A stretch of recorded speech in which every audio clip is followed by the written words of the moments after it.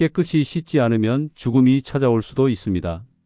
단순한 위생 문제가 아니라 세균 감염, 심장병, 치매, 폐혈증까지 부를 수 있습니다.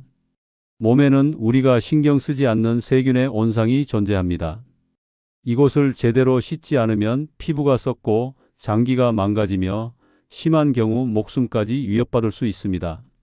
많은 사람이 매일 샤워하지만 정작 가장 중요한 부위를 제대로 씻지 않아 병을 키우고 있습니다. 90세까지 건강하게 살고 싶다면 오늘부터 이 6곳을 철저히 씻어야 합니다. 먼저 구독, 좋아요 부탁드립니다.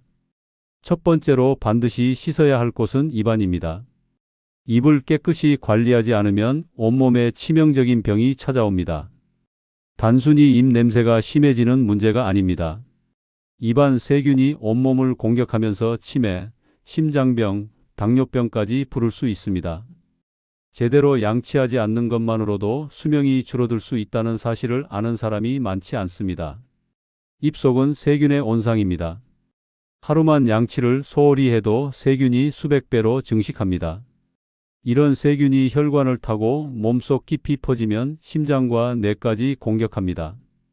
실제로 입속 세균이 많을수록 심장병 위험이 크게 증가한다는 연구 결과도 있습니다. 양치를 게을리하는 것이 곧 심장을 위협하는 일입니다. 치매와도 깊은 연관이 있습니다. 입속 세균 중 일부는 뇌까지 침투할 수 있습니다. 세균이 뇌에 도달하면 염증을 일으켜 뇌세포를 파괴합니다. 이렇게 뇌세포가 서서히 망가지면서 치매가 진행됩니다. 즉, 매일 이를 제대로 닦지 않으면 치매에 걸릴 확률이 높아지는 것입니다. 실제로 치매 환자의 뇌에서 입속 세균이 발견된 사례도 있습니다.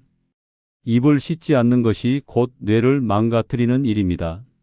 당뇨병도 예외가 아닙니다.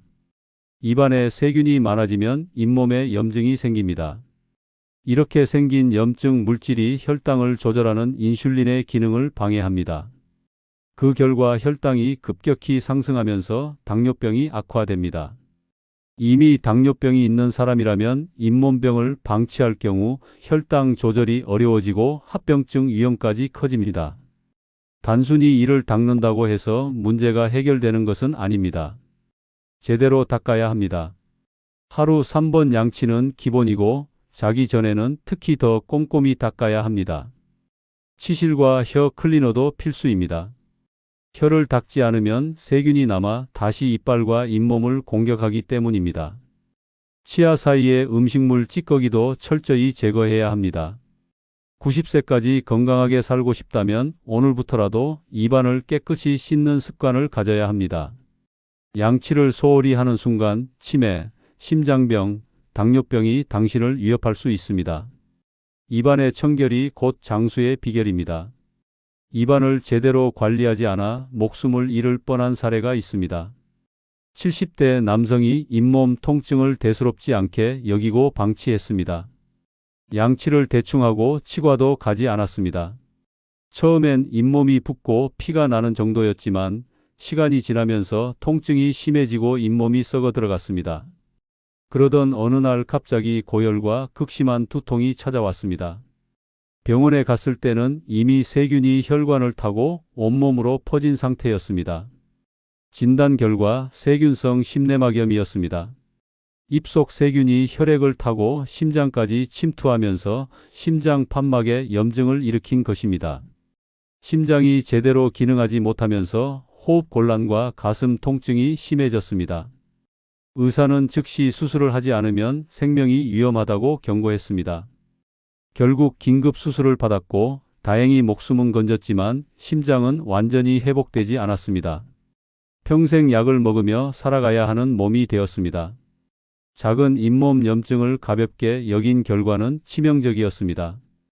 양치질 하나 소홀히 한 것이 목숨을 위협한 것입니다. 입속 세균이 온몸을 망가뜨릴 수 있다는 사실을 절대 잊어서는 안 됩니다. 두 번째로 반드시 씻어야 할 곳은 귀 속입니다. 귀를 깨끗이 하지 않으면 단순히 귀가 더러워지는 것이 아니라 청력 저하, 만성 기염증, 심지어 뇌질환까지 유발할 수 있습니다. 특히 나이가 들수록 귀 건강은 생명과 직결됩니다. 귀 속을 제대로 관리하지 않으면 점점 듣지 못하게 되고 이는 결국 치매로 이어질 수 있습니다. 귀 속에는 보이지 않는 세균과 먼지가 가득합니다. 귓바퀴만 씻는다고 해서 깨끗해지는 것이 아닙니다. 귀 속 깊은 곳에 쌓이는 귀지는 시간이 지나면서 딱딱하게 굳고 이물질과 함께 엉켜 귀를 막아버립니다. 이렇게 귀가 막히면 소리가 왜곡되거나 한쪽 귀가 잘 들리지 않는 증상이 나타납니다. 하지만 대부분 나이가 들어서 그런 것이라며 대수롭지 않게 여깁니다. 이 상태가 계속되면 결국 청력이 심각하게 손상되며 회복이 어렵습니다. 더 심각한 것은 귀에 염증이 생기면 뇌까지 영향을 미친다는 점입니다. 귀는 머리와 가까운 신체 부위입니다. 귀 속에 염증이 생기면 세균이 점차 안쪽으로 퍼지면서 두개골과 뇌로 침투할 위험이 있습니다. 실제로 중이염을 방치했다가 뇌수막염으로 발전한 사례도 많습니다. 귀 속이 더러우면 단순한 청력 저하가 아니라 생명을 위협하는 뇌질환까지 일으킬 수 있는 것입니다. 귀 속을 제대로 관리하지 않으면 치매 위험도 급격히 증가합니다. 청력이 저하되면 뇌로 전달되는 자극이 줄어들어 인지 기능이 떨어지기 때문입니다. 연구에 따르면 난청이 있는 사람은 그렇지 않은 사람보다 치매 위험이 5배 이상 높습니다. 귀를 깨끗하게 유지하는 것이 치매 예방의 첫걸음입니다. 귀 관리에서 가장 중요한 것은 올바르게 씻는 방법입니다. 면봉으로 귀 속을 후비는 것은 절대 금물입니다. 오히려 귀지를 깊숙이 밀어 넣어 더 큰 문제를 일으킬 수 있습니다. 면봉 대신 따뜻한 물로 귓바퀴와 귓구멍 입구를 부드럽게 닦아야 합니다. 샤워 후 물기가 남지 않도록 깨끗이 말리는 것도 중요합니다. 습기가 남아 있으면 세균이 번식하면서 염증이 생길 위험이 높아집니다. 귀 속을 깨끗하게 관리하는 것이 단순한 위생 문제가 아닙니다. 제대로 씻지 않으면 청력을 잃고 심지어 뇌까지 망가질 수 있습니다. 오늘부터라도 귀를 깨끗이 씻는 습관을 들여야 합니다.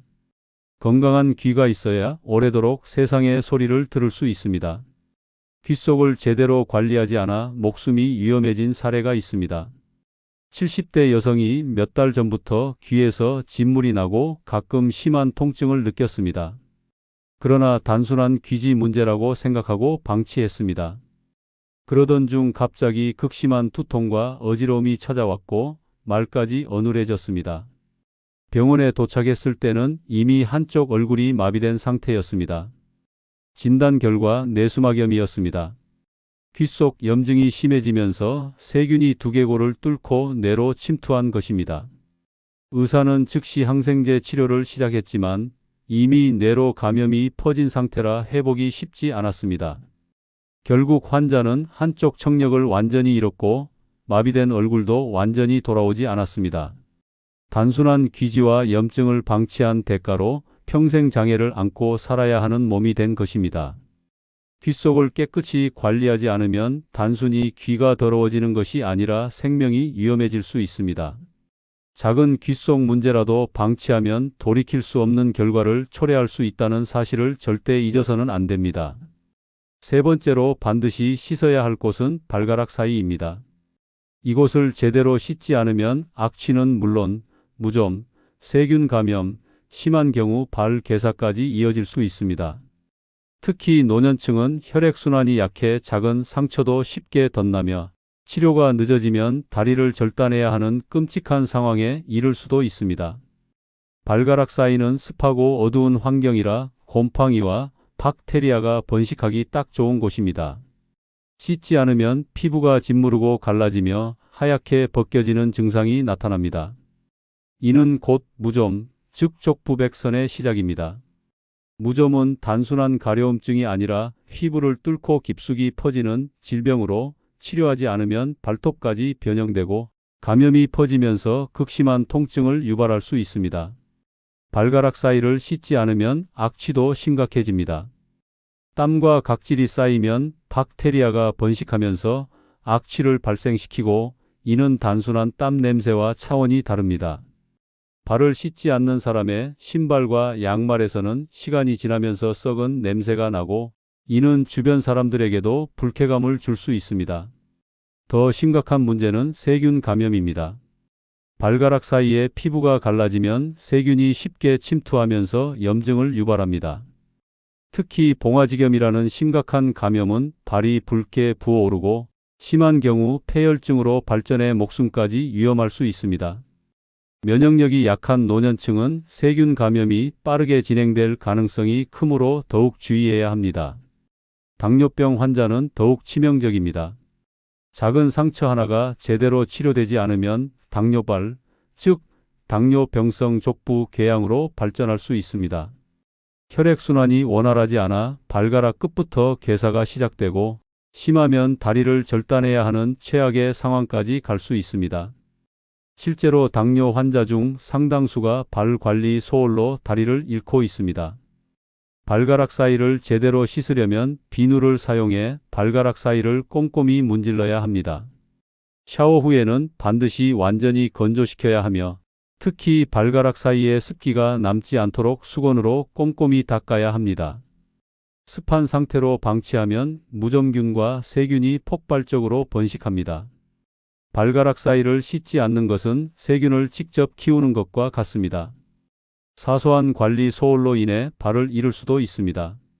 90세까지 건강하게 살고 싶다면 반드시 발가락 사이를 철저히 씻고 관리해야 합니다. 깨끗한 발이 건강한 삶의 기본이라는 사실을 절대 잊어서는 안 됩니다. 발가락 사이를 제대로 씻지 않아 다리를 절단한 사례가 있습니다. 70세 남성이 발가락 사이에 가려움증을 느꼈지만 단순한 무좀이라 생각하고 방치했습니다. 시간이 지나면서 피부가 갈라지고 진물이 나기 시작했지만 연고만 바르고 대수롭지 않게 넘겼습니다.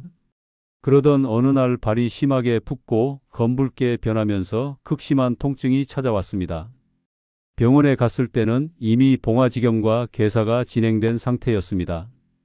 세균이 발가락 사이의 상처를 통해 침투하면서 감염이 퍼진 것입니다. 의사는 즉시 항생제 치료를 시작했지만 감염이 혈관을 타고 올라가면서 다리 절단을 피할 수 없는 상황이 되었습니다. 결국 발목 위까지 절단하는 수술을 받아야 했고 이후 의족을 착용해야 하는 처지가 되었습니다. 작은 무좀을 방치한 결과는 처참했습니다. 발가락 사이를 씻지 않는 것은 단순한 위생 문제가 아니라 생명을 위협하는 위험 요소입니다. 철저한 발 위생이 건강한 삶을 지키는 첫걸음이라는 사실을 절대 잊어서는 안 됩니다. 네 번째로 반드시 씻어야 할 곳은 배꼽입니다. 배꼽을 깨끗이 관리하지 않으면 악취는 물론 심각한 감염, 심지어 장기 손상까지 초래할 수 있습니다.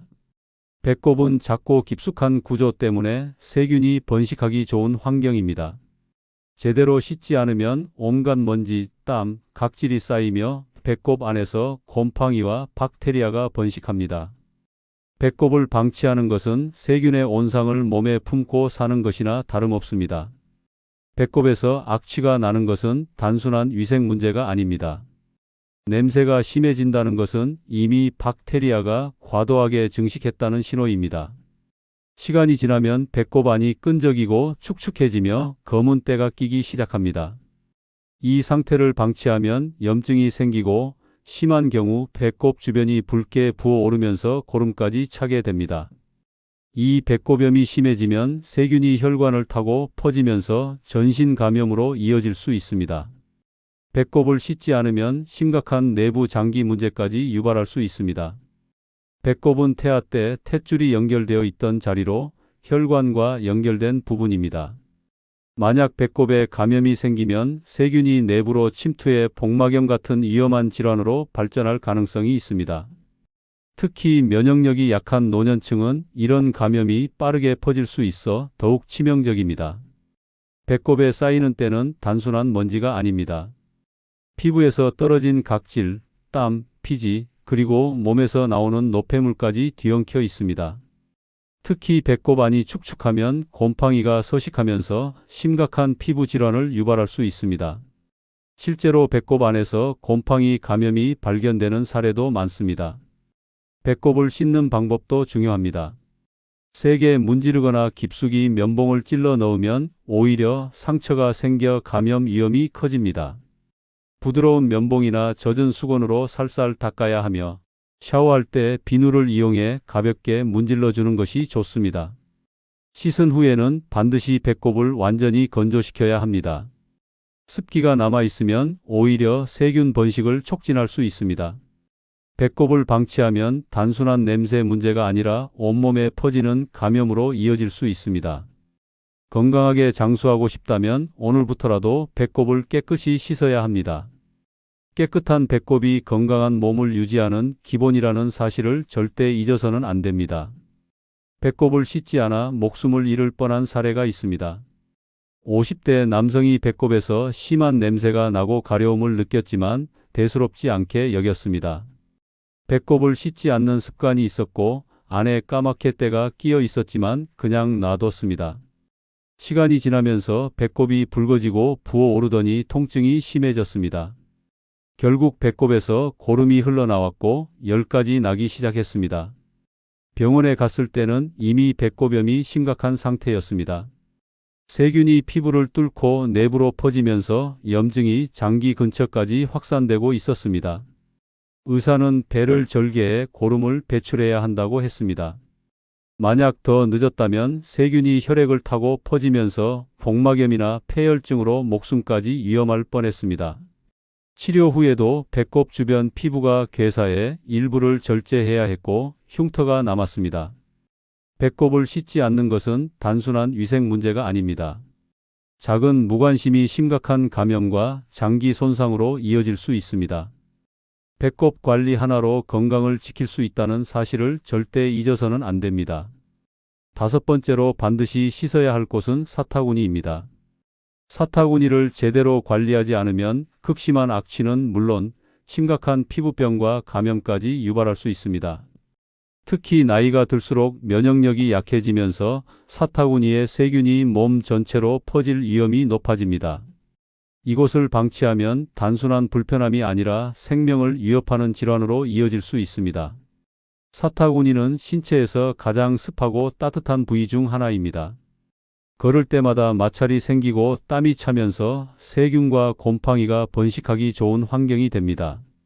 씻지 않으면 피부가 붉게 변하고 가려움증이 생기며 결국 사타구니 백선, 즉 무좀으로 악화될 수 있습니다.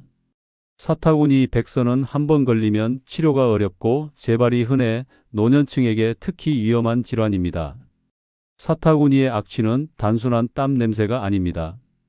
땀과 피지가 엉겨붙어 박테리아가 번식하면서 강한 악취를 풍깁니다. 특히 노년층은 피지 분비가 불균형해 냄새가 더욱 심해질 수 있습니다. 이 냄새는 아무리 좋은 향수를 뿌려도 해결되지 않으며 근본적인 원인은 오직 깨끗이 씻는 것뿐입니다. 사타구니를 씻지 않으면 염증이 생기고 심한 경우 봉화지겸, 즉 피부 깊숙이 퍼지는 세균 감염으로 발전할 수 있습니다. 봉화지겸은 피부가 붉게 부어오르고 극심한 통증을 유발하며 치료하지 않으면 혈액을 통해 전신으로 퍼지면서 폐혈증으로 목숨까지 위협할 수 있습니다. 단순한 위생 문제로 생각했다가 돌이킬 수 없는 상황이 올 수 있습니다. 사타구니를 씻을 때는 비누나 저자극 세정제를 사용해 부드럽게 닦아야 합니다. 특히 샤워 후에는 반드시 완전히 건조시켜야 합니다. 물기가 남아있으면 곰팡이가 쉽게 번식하면서 피부 질환이 생길 가능성이 높아집니다. 속옷도 청결이 중요합니다. 땀이 잘 흡수되는 면 소재 속옷을 입고 매일 갈아입는 것이 필수입니다. 사타구니 위생을 소홀히 하면 단순한 불편함을 넘어 심각한 감염과 건강 문제로 이어질 수 있습니다. 90세까지 건강하게 살고 싶다면 사타구니를 철저히 씻고 관리해야 합니다. 깨끗한 사타구니가 건강한 삶의 기본이라는 사실을 절대 잊어서는 안 됩니다. 사타구니를 제대로 씻지 않아 생명을 위협받은 사례가 있습니다. 68세 남성이 사타구니 주변이 가렵고 붉어졌지만 단순한 땀띠라고 생각하고 방치했습니다. 시간이 지나면서 피부가 벗겨지고 진물이 나기 시작했지만 연고만 바르고 대수롭지 않게 넘겼습니다. 그러나 어느 날 사타구니가 심하게 부어오르고 극심한 통증이 찾아왔습니다. 병원에 갔을 때는 이미 봉화지겸이 진행된 상태였습니다. 세균 감염이 피부 깊숙이 퍼지면서 사타구니뿐만 아니라 허벅지까지 부어올랐습니다.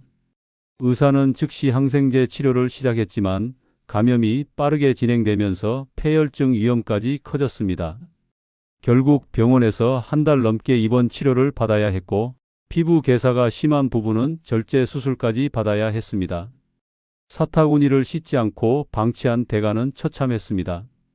단순한 가려움증을 무시한 결과 생명을 위협하는 감염으로 이어졌습니다. 사타구니 위생이야말로 건강을 지키는 가장 기본적인 습관이라는 사실을 절대 잊어서는 안 됩니다. 여섯 번째로 반드시 씻어야 할 곳은 손톱 밑입니다. 손톱 밑을 제대로 관리하지 않으면 보이지 않는 세균이 온몸을 공격할 수 있습니다. 손은 하루 종일 다양한 물건을 만지면서 엄청난 양의 세균과 바이러스를 접촉합니다. 특히 손톱 밑에는 대장균, 황색 포도상구균, 곰팡이균 등 온갖 병원균이 숨어 있습니다. 제대로 씻지 않으면 식중독, 장염, 피부 감염까지 유발할 수 있습니다. 손톱 밑이 더러우면 단순한 위생 문제가 아니라 면역 체계까지 위협받을 수 있습니다. 손을 씻지 않은 채 눈을 비비거나 코를 만지면 세균이 몸속으로 침투하면서 각종 감염병을 유발합니다. 감기나 독감뿐만 아니라 심한 경우 폐렴이나 폐혈증으로 발전할 위험도 있습니다. 특히 노년층은 면역력이 약해 손톱 밑에 세균이 치명적인 결과를 초래할 수 있습니다. 손톱 밑을 씻지 않으면 손톱 무좀, 즉 조갑진균증이 발생할 확률도 높아집니다. 손톱이 두꺼워지고 누렇게 변하며 심한 경우 손톱이 들뜨면서 떨어질 수도 있습니다. 손톱 무좀은 치료가 어려울 뿐만 아니라 발톱까지 번질 위험이 있어 더욱 철저한 관리가 필요합니다. 손톱 밑 위생을 철저히 지키려면 손을 씻을 때 손톱 밑까지 꼼꼼히 닦아야 합니다. 비누를 사용해 손톱 밑을 문지르며 세균을 제거해야 하며 손톱을 짧게 유지하는 것이 가장 효과적인 예방법입니다. 손톱을 자를 때는 너무 짧게 자르면 감염 위험이 높아지므로 적당한 길이를 유지해야 합니다. 손톱 밑을 씻지 않는 것은 보이지 않는 적을 몸속에 들이는 것과 같습니다. 작은 무관심이 심각한 감염으로 이어질 수 있다는 사실을 절대 잊어서는 안 됩니다. 90세까지 건강하게 살고 싶다면 손톱 밑을 깨끗이 씻는 습관을 들여야 합니다. 손톱 밑을 씻지 않아 끔찍한 감염을 겪은 사례가 있습니다. 72세 남성이 손톱이 누렇게 변하고 두꺼워졌지만 대수롭지 않게 넘겼습니다. 평소 손을 자주 씻지 않았고 손톱 밑에는 보이지 않는 때와 먼지가 가득했습니다. 그러던 중 손끝이 붓고 욱신거리는 통증이 시작됐습니다. 시간이 지나면서 손가락이 벌겋게 부어오르고 고름까지 차올랐습니다. 병원 진단 결과 손톱 밑 박테리아 감염이었습니다. 세균이 손톱 밑으로 침투하면서 염증이 퍼진 것입니다. 치료를 미루다가 감염이 손 전체로 번지면서 폐혈증 위험까지 커졌습니다. 의사는 즉시 손톱 일부를 제거하고 항생제 치료를 시작했습니다. 그러나 감염이 심해 결국 손가락 일부를 절단해야 했습니다. 손톱 밑을 씻지 않는 것은 작은 병균을 몸속에 들이는 것과 같습니다. 단순한 무심함이 끔찍한 결과를 초래할 수 있다는 사실을 절대 잊어서는 안 됩니다. 깨끗한 손톱 밑이 건강한 몸을 지키는 첫걸음입니다. 몸을 씻는 것은 단순한 습관이 아닙니다. 생명을 지키는 필수적인 행동입니다. 이 6곳을 철저히 씻는 것만으로도 치명적인 감염과 질병을 예방할 수 있습니다. 90세까지 건강하게 살고 싶다면 더 이상 위생을 소홀히 하지 마세요. 깨끗한 몸이야말로 장수의 기본입니다. 구독, 좋아요 부탁드립니다. 감사합니다. 당신은 오늘이 인생의 마지막 날이라면 어떤 기분이 들겠습니까? 심장이 멎는다는 공포, 숨이 끊기는 그 순간의 고통, 차가운 관 속에 누워있는 자신의 모습을 상상해 본 적 있습니까? 죽음은 피할 수 없는 현실이지만 우리는 그것을 외면한 채 살아갑니다. 그러나 눈앞에 다가온 죽음은 생각보다 훨씬 더 가까이 있습니다. 죽음은 어느 날 갑자기 예고 없이 문을 두드립니다. 그 문을 두려움 없이 열 수 있는 5가지 이유가 지금 당신의 삶을 바꿔줄 것입니다. 좋아요, 구독은 무료입니다. 죽음을 두려워할 필요가 없는 첫 번째 이유는 누구나 겪는 자연스러운 과정이기 때문입니다. 살아가는 모든 존재는 언젠가 그 여정을 마무리하게 됩니다. 태어남이 신비롭듯 죽음 또한 인생의 한 부분으로 받아들여야 합니다. 생명이 있는 모든 것은 그 자체로 존귀하고 아름답지만 유한하기에 더욱 빛납니다. 죽음은 결코 이질적이거나 특별한 것이 아닙니다. 오히려 삶의 완성을 위한 자연스러운 귀결입니다. 젊을 때는 죽음이 멀게만 느껴지기 때문에 마주할 일이 많지 않지만 나이가 들며 주변 사람들의 이별을 경험하게 됩니다. 그리고 어느 순간 나 자신의 죽음에 대해 생각하게 됩니다. 그 순간부터 우리는 두려움과 마주하게 됩니다. 그러나 이 두려움은 죽음 자체에서 비롯된다기보다 그 과정을 받아들이지 못하고 준비되지 않았을 때 생기는 감정입니다. 누구나 언젠가는 죽는다는 이 단순한 진리를 받아들일 때 마음은 오히려 평온해집니다. 우리는 매일 아침 해가 뜨고 저녁이 되면 어김없이 해가 지는 광경을 보며 살아갑니다. 해가 지는 모습을 슬퍼하지 않듯 삶의 끝도 마찬가지로 자연스럽게 받아들일 수 있습니다. 삶과 죽음은 서로 떨어져 있는 것이 아니라 하나의 흐름 속에 있습니다. 죽음을 인정하고 이해할수록 삶은 더욱 깊어지고 진실해집니다. 마치 겨울이 있기에 봄이 더욱 아름답게 느껴지는 것처럼 죽음이 있기에 삶은 더 소중한 것입니다. 인생의 마지막이 반드시 고통스럽거나 외로운 것만은 아닙니다. 오히려 마음을 내려놓고 죽음을 준비하는 사람들에게서는 깊은 평화와 따뜻한 울림이 전해집니다. 자연의 순리를 거스르지 않고 받아들이는 사람만이 남은 시간 동안 진정한 사랑과 감사를 느낄 수 있습니다. 죽음은 끝이 아니라 또 다른 시작이라는 믿음도 많은 이들에게 큰 위로가 됩니다. 무엇보다도 나만 그런 것이 아니라 이 세상 누구도 예외 없이 겪는 일이라는 사실만으로도 죽음은 더 이상 혼자 짊어져야 할 무서운 짐이 아닙니다. 70대 중반의 김영자 할머니는 10년 전 남편을 먼저 보내고 자신도 암 투병 중에 삶의 끝을 준비하게 되었습니다. 처음 병을 진단받았을 때는 두려움에 잠도 이루지 못하고 매일같이 눈물을 흘렸다고 합니다. 그러나 어느 날 아침 해가 떠오르는 모습을 보며 문득 이런 생각이 들었다고 합니다. 이 해는 오늘도 나를 위해 떠오르는데 나는 왜 어제를 그리워하며 오늘을 놓치고 있었을까? 그 순간부터 김 할머니는 자신의 남은 시간을 울음이 아니라 감사로 채워가기로 마음먹었습니다. 병원에서 만난 간호사들에게 고맙다고 말하고 자식들에게는 그동안 표현하지 못했던 사랑을 하나하나 전했습니다. 손자에게는 직접 만든 손편지를 남기며 할미는 어딜 가든 너를 사랑한다는 마지막 말을 남겼습니다. 김 할머니는 마지막까지 평온한 표정으로 숨을 거두었습니다. 돌아가신 뒤 자녀들은 할머니가 남긴 편지와 영상 속 메시지를 보며 눈물 속에서도 따뜻한 미소를 지을 수 있었다고 전했습니다. 우리 어머니는 마지막까지 우리에게 사랑을 가르쳐 주셨습니다. 라는 자녀의 말이 깊은 울림을 주었습니다. 누구나 겪는 자연스러운 일이라는 사실을 받아들였기에 김 할머니는 죽음을 두려움이 아닌 준비된 평화로 마무리할 수 있었습니다. 죽음을 향한 두려움은 이해와 수용으로 극복될 수 있습니다. 그것은 결코 혼자만의 외로운 길이 아닙니다. 모두가 함께 걸어가는 길이고 그 길 위에서 우리는 여전히 누군가에게 사랑으로 기억될 수 있습니다. 죽음을 두려워할 필요가 없는 두 번째 이유는 인생의 모든 고통이 끝나는 순간이기 때문입니다. 사람은 누구나 살아가는 동안 수많은 고통과 마주하게 됩니다. 육체적인 병마, 외로움, 상실, 불안, 후회, 미련 같은 감정들이 나이가 들수록 짙게 드리워지곤 합니다. 청춘의 때와는 달리 나이가 들면 몸의 어느 한 부분이라도 편한 날이 드물고 마음조차 한결같이 무거운 날이 많아집니다.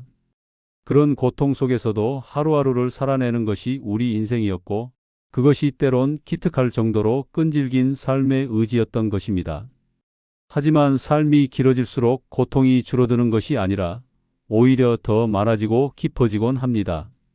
누군가는 자식 걱정으로, 누군가는 홀로 남겨질 두려움으로, 또 누군가는 건강 문제로 힘겨운 시간을 보냅니다. 죽음을 생각하는 순간조차 그 두려움 때문에 피하려 하지만 사실 그 끝에는 오히려 해방이 기다리고 있을 수 있습니다. 그 어떤 수술로도 약으로도 사라지지 않던 고통이 죽음 앞에서는 조용히 물러납니다. 그 순간만큼은 몸도 마음도 더 이상 아프지 않고 세상의 무게도 내려놓을 수 있습니다. 우리는 평생을 살아오면서 무엇 하나 쉽게 이룬 것이 없었습니다. 늘 참고 견디고 이겨내야 했습니다. 하지만 마지막 순간만큼은 그 어떤 싸움도 필요하지 않습니다. 더 이상 애쓰지 않아도 됩니다. 누구에게 보여주기 위한 체면도 책임감도 내려놓을 수 있습니다. 죽음은 삶의 고통에서 벗어나는 마지막 문이자 그동안 힘겹게 살아낸 이들에게 주어지는 깊은 휴식입니다. 긴 여정을 마친 여행자가 안락한 쉼터에 도착하듯 죽음은 그런 편안함으로 우리를 맞이합니다. 살면서 겪은 고통을 생각하면 죽음은 더 이상 두려운 것이 아닙니다. 오히려 다 끝났다는 안도감과 함께 마침내 쉴 수 있다는 평온함이 찾아옵니다. 몸을 움직일 수 없을 만큼 지친 날에도, 마음이 헤어날 수 없을 만큼 아팠던 날에도 우리는 견뎌냈습니다. 그 끝에서 마주하는 죽음은 결코 실패가 아니며 포기가 아닙니다. 그것은 그 누구보다 열심히 살아낸 인생에 대한 마지막 선물입니다. 80대 중반의 박상만 어르신은 15년 넘게 만성 신부전증을 앓아왔습니다. 매일 병원을 오가는 생활은 일상이 되었고 숨을 쉬는 것조차 힘겨운 날들이 많았습니다. 침대에 누워 산소 호흡기에 의존해야 하는 시간이 길어지면서 박 어르신은 삶에 대한 희망보다 점점 더 고통과 절망에 가까워졌습니다. 가족들은 아버지의 곁을 지키며 작은 일에도 웃어보려 노력했지만 그 웃음 뒤에는 깊은 슬픔이 감춰져 있었습니다. 그러던 어느 날 박 어르신은 손녀의 손을 꼭 잡고 조용히 말했습니다. 나는 이제 괜찮단다. 아픈 것도 숨쉬기 힘든 것도 다 이젠 끝났으면 좋겠구나. 나 잘 살았다 생각한다. 그 말은 주변 사람들에게 큰 울림을 주었습니다. 죽음 앞에서조차 담담했던 그 모습은 오히려 평화로웠습니다. 마지막 병원에 입원했을 때 박 어르신은 가족들에게 당부했습니다. 내가 떠나도 울지 말거라. 나 지금 너무 편안하단다. 고통이 다 사라졌어. 그가 숨을 거두는 순간 병실에는 울음 대신 조용한 감사의 인사가 이어졌습니다. 가족들은 박 어르신이 마지막까지 고통 없는 평화를 맞이할 수 있었다는 사실에 마음 한켠이 놓였다고 말했습니다. 그의 죽음은 끝이 아니라 고통으로부터의 해방이자 쉼이었습니다. 죽음을 두려워하지 않아도 되는 이유는 바로 이처럼 그 순간이 인생의 모든 고통을 내려놓는 해방의 시간이기 때문입니다. 몸과 마음이 겪어온 고난을 끝내고 진정한 평온을 맞이할 수 있는 시간입니다. 더 이상 참지 않아도 되고 더 이상 아프지 않아도 되는 순간이기에 죽음은 어쩌면 인생의 마지막 따뜻한 위로일 수 있습니다. 죽음을 두려워할 필요가 없는 세 번째 이유는 평온한 죽음은 축복이 될 수 있기 때문입니다. 우리는 죽음을 이야기할 때 대부분 두려움, 슬픔, 고통을 먼저 떠올리곤 합니다. 그러나 죽음은 반드시 괴롭고 비참한 것만은 아닙니다. 준비된 죽음, 사랑 안에서 맞이하는 죽음, 삶을 온전히 받아들인 이의 죽음은 그 자체로 축복이 될 수 있습니다. 오히려 삶을 아름답게 마무리하고 세상과 이별할 수 있다는 점에서 평온한 죽음은 가장 고귀한 마지막 선물일 수 있습니다. 평온한 죽음은 삶 전체가 얼마나 충만했는지를 보여주는 거울이기도 합니다. 삶을 사랑했고 주변 사람들을 소중히 여겼으며 자신의 길을 묵묵히 걸어온 사람은 마지막 순간에도 흔들림 없이 고요한 안식을 맞이합니다. 이별의 순간조차 따뜻하게 기억될 수 있는 것은 바로 그런 평온함 덕분입니다. 준비되지 않은 죽음은 두려움을 남기지만 준비된 죽음은 사랑과 감사를 남깁니다. 죽음을 축복이라 말할 수 있는 이유는 그 안에 고통이 없기 때문만은 아닙니다. 그보다는 삶의 의미를 받아들이고 마지막까지 자신의 존재를 존엄하게 지킬 수 있기 때문입니다. 몸은 비록 노쇠하고 병들었더라도 마음만은 평온한 사람은 죽음조차 담담하게 받아들입니다. 그리고 그 죽음은 남은 이들에게도 위로가 되고 인생에 대해 다시 생각하게 만드는 울림이 됩니다. 우리는 평생을 무언가를 이루기 위해 애쓰며 살아갑니다. 하지만 인생의 마지막에 남는 것은 성취보다도 어떻게 살아왔는가 하는 삶의 태도입니다. 그리고 그 태도가 고요하고 단단할 때 죽음은 더 이상 두려움의 대상이 아닙니다. 오히려 스스로의 삶에 대한 감사로 남겨질 이들에 대한 축복으로 마무리할 수 있습니다. 그렇게 맞이하는 평온한 죽음은 비로소 잘 살았다는 삶의 선언이 됩니다. 죽음이 두려운 것은 우리가 떠나는 존재라고 느끼기 때문입니다. 그러나 평온한 죽음은 남겨질 사람들에게 안심을 남깁니다. 걱정보다는 고마움을, 아쉬움보다는 사랑을 남깁니다. 마지막 순간까지도 누군가의 손을 잡아주고 마음을 전하며 웃으며 눈을 감을 수 있다는 것. 그것은 인생이 주는 최고의 은총이며 축복 그 자체입니다. 70대 후반의 최은자 할머니는 치매를 앓고 있던 남편을 오랜 시간 간호해 왔습니다.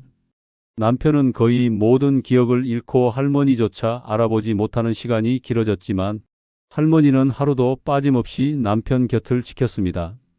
그러던 어느 날 남편의 상태가 급격히 악화되며 마지막을 준비해야 하는 순간이 찾아왔습니다. 가족들은 모두 슬픔에 잠겨 있었지만 최 할머니는 오히려 담담하게 말했습니다. 이 사람 고생 참 많이 했어요. 이제 편히 보내줘야죠. 그날 밤 할머니는 남편의 손을 꼭 잡고 오래된 찬송가를 조용히 불러주었습니다. 가사는 다 잊었지만 멜로디만큼은 어렴풋이 기억하는 듯 남편의 입가에 미소가 스쳤습니다. 그리고 새벽녘 남편은 아주 조용하게 숨을 거두었습니다. 통증도 없이 고요하고 따뜻한 이별이었습니다. 가족들은 그 순간을 떠올리며 이렇게 말했습니다. 아버지는 정말 축복받은 마지막을 맞으셨어요. 어머니의 사랑이 끝까지 아버지를 편안하게 해주셨습니다. 최 할머니는 남편의 영정을 보며 환하게 웃었습니다. 이 사람 이제야 편히 쉬네요. 저도 잘 살아냈다고 생각해요. 남편과의 이별을 통해 슬픔보다는 감사와 평화를 느낄 수 있었던 이유는 그 죽음이 고요하고 사랑으로 채워졌기 때문입니다. 평온한 죽음은 누구에게나 찾아올 수 있는 축복입니다.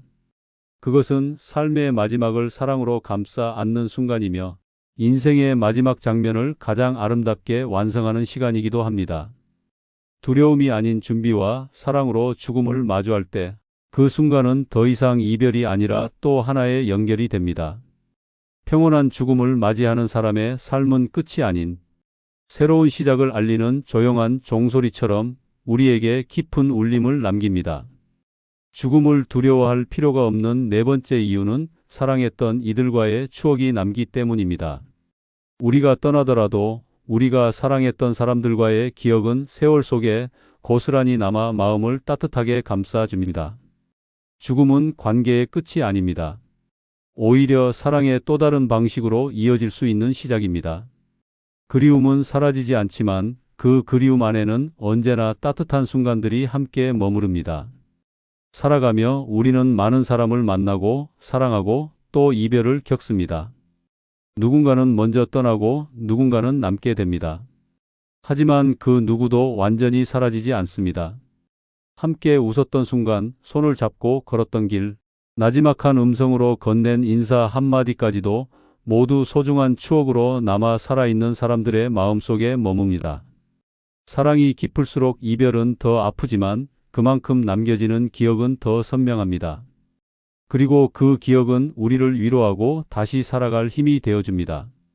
죽음을 슬픔으로만 생각하지 않아도 되는 이유는 우리가 사랑했던 사람들과의 추억이 결코 사라지지 않기 때문입니다. 시간이 지나도 마음 한구석에 따뜻하게 자리한 그 기억은 때로는 눈물을, 때로는 미소를 불러일으키며 계속해서 살아갑니다. 추억은 죽음조차 뛰어넘습니다. 우리 삶에서 진심으로 사랑했던 기억은 아무리 시간이 흘러도 잊히지 않고 세대와 세대를 넘어 전해지기도 합니다. 부모가 남긴 따뜻한 말 한마디, 친구와의 마지막 인사, 자녀가 어릴 적 불러준 노래 하나까지도 마음을 움직이는 힘이 됩니다. 우리가 세상을 떠난다 해도 그 사랑은 그대로 남아 누군가의 삶을 지켜주는 빛이 됩니다. 죽음을 준비하면서 가장 큰 두려움 중 하나는 내가 사라지면 아무도 나를 기억하지 않을까 하는 외로움입니다. 하지만 그런 걱정은 하지 않아도 됩니다. 진심으로 사랑했던 사람이었다면 그 존재는 결코 잊히지 않습니다. 오히려 사람들은 더 자주 당신을 떠올리며 따뜻한 미소와 함께 그리워하게 됩니다. 당신이 남긴 사랑은 누군가의 삶을 지탱해주는 기둥이 되어줄 것입니다. 부산에 사는 80세의 윤정자 할머니는 5년 전 남편을 먼저 떠나보냈습니다. 평생을 함께 살며 크고 작은 갈등도 있었지만 돌아보면 그 모든 날이 고맙고 따뜻했다고 말합니다. 남편이 병상에 누워있던 마지막 한 달 동안 할머니는 하루도 빠짐없이 남편의 손을 잡고 추억을 이야기했습니다. 젊은 시절 고생하며 함께 일했던 날, 아이들을 키우며 웃고 울었던 순간들, 그리고 남편이 가끔씩 불러주던 옛날 가요 한 소절까지 모두가 귀하고 사랑스러운 기억이었습니다. 남편이 세상을 떠난 뒤 윤 할머니는 처음엔 깊은 슬픔에 잠겼지만 이내 자신에게 남겨진 것이 무엇인지 깨달았습니다. 그것은 바로 수많은 추억들이었습니다. 아침에 눈을 뜨면 들리던 남편의 목소리, 식탁에서 함께 나눈 조용한 대화, 손주와 함께 웃으며 바라보던 남편의 눈빛, 모든 것이 선명한 기억으로 남아 할머니의 하루를 채워주었습니다. 그녀는 이렇게 말했습니다. 죽음은 이별이지만 사랑은 계속된다는 걸 알게 되었어요. 이젠 남편이 없는 게 아니라 언제나 내 안에 함께 있는 것처럼 느껴집니다. 윤 할머니는 매일 저녁 창가에 앉아 남편과의 추억을 떠올리며 조용히 혼잣말을 합니다. 슬프기보다 따뜻한 시간이 되었고 그 시간은 그녀가 외롭지 않도록 지켜주는 가장 소중한 일상이 되었습니다. 사랑했던 이들과의 추억이 남는다는 사실은 죽음을 두려움 대신 감사로 바꿔주는 힘이 됩니다. 살아있는 동안 나눈 진심과 따뜻한 순간들은 결코 사라지지 않고 누군가의 삶 속에 살아 있습니다. 죽음은 그 사랑을 끝내는 것이 아니라 더 깊이 새기는 시간입니다.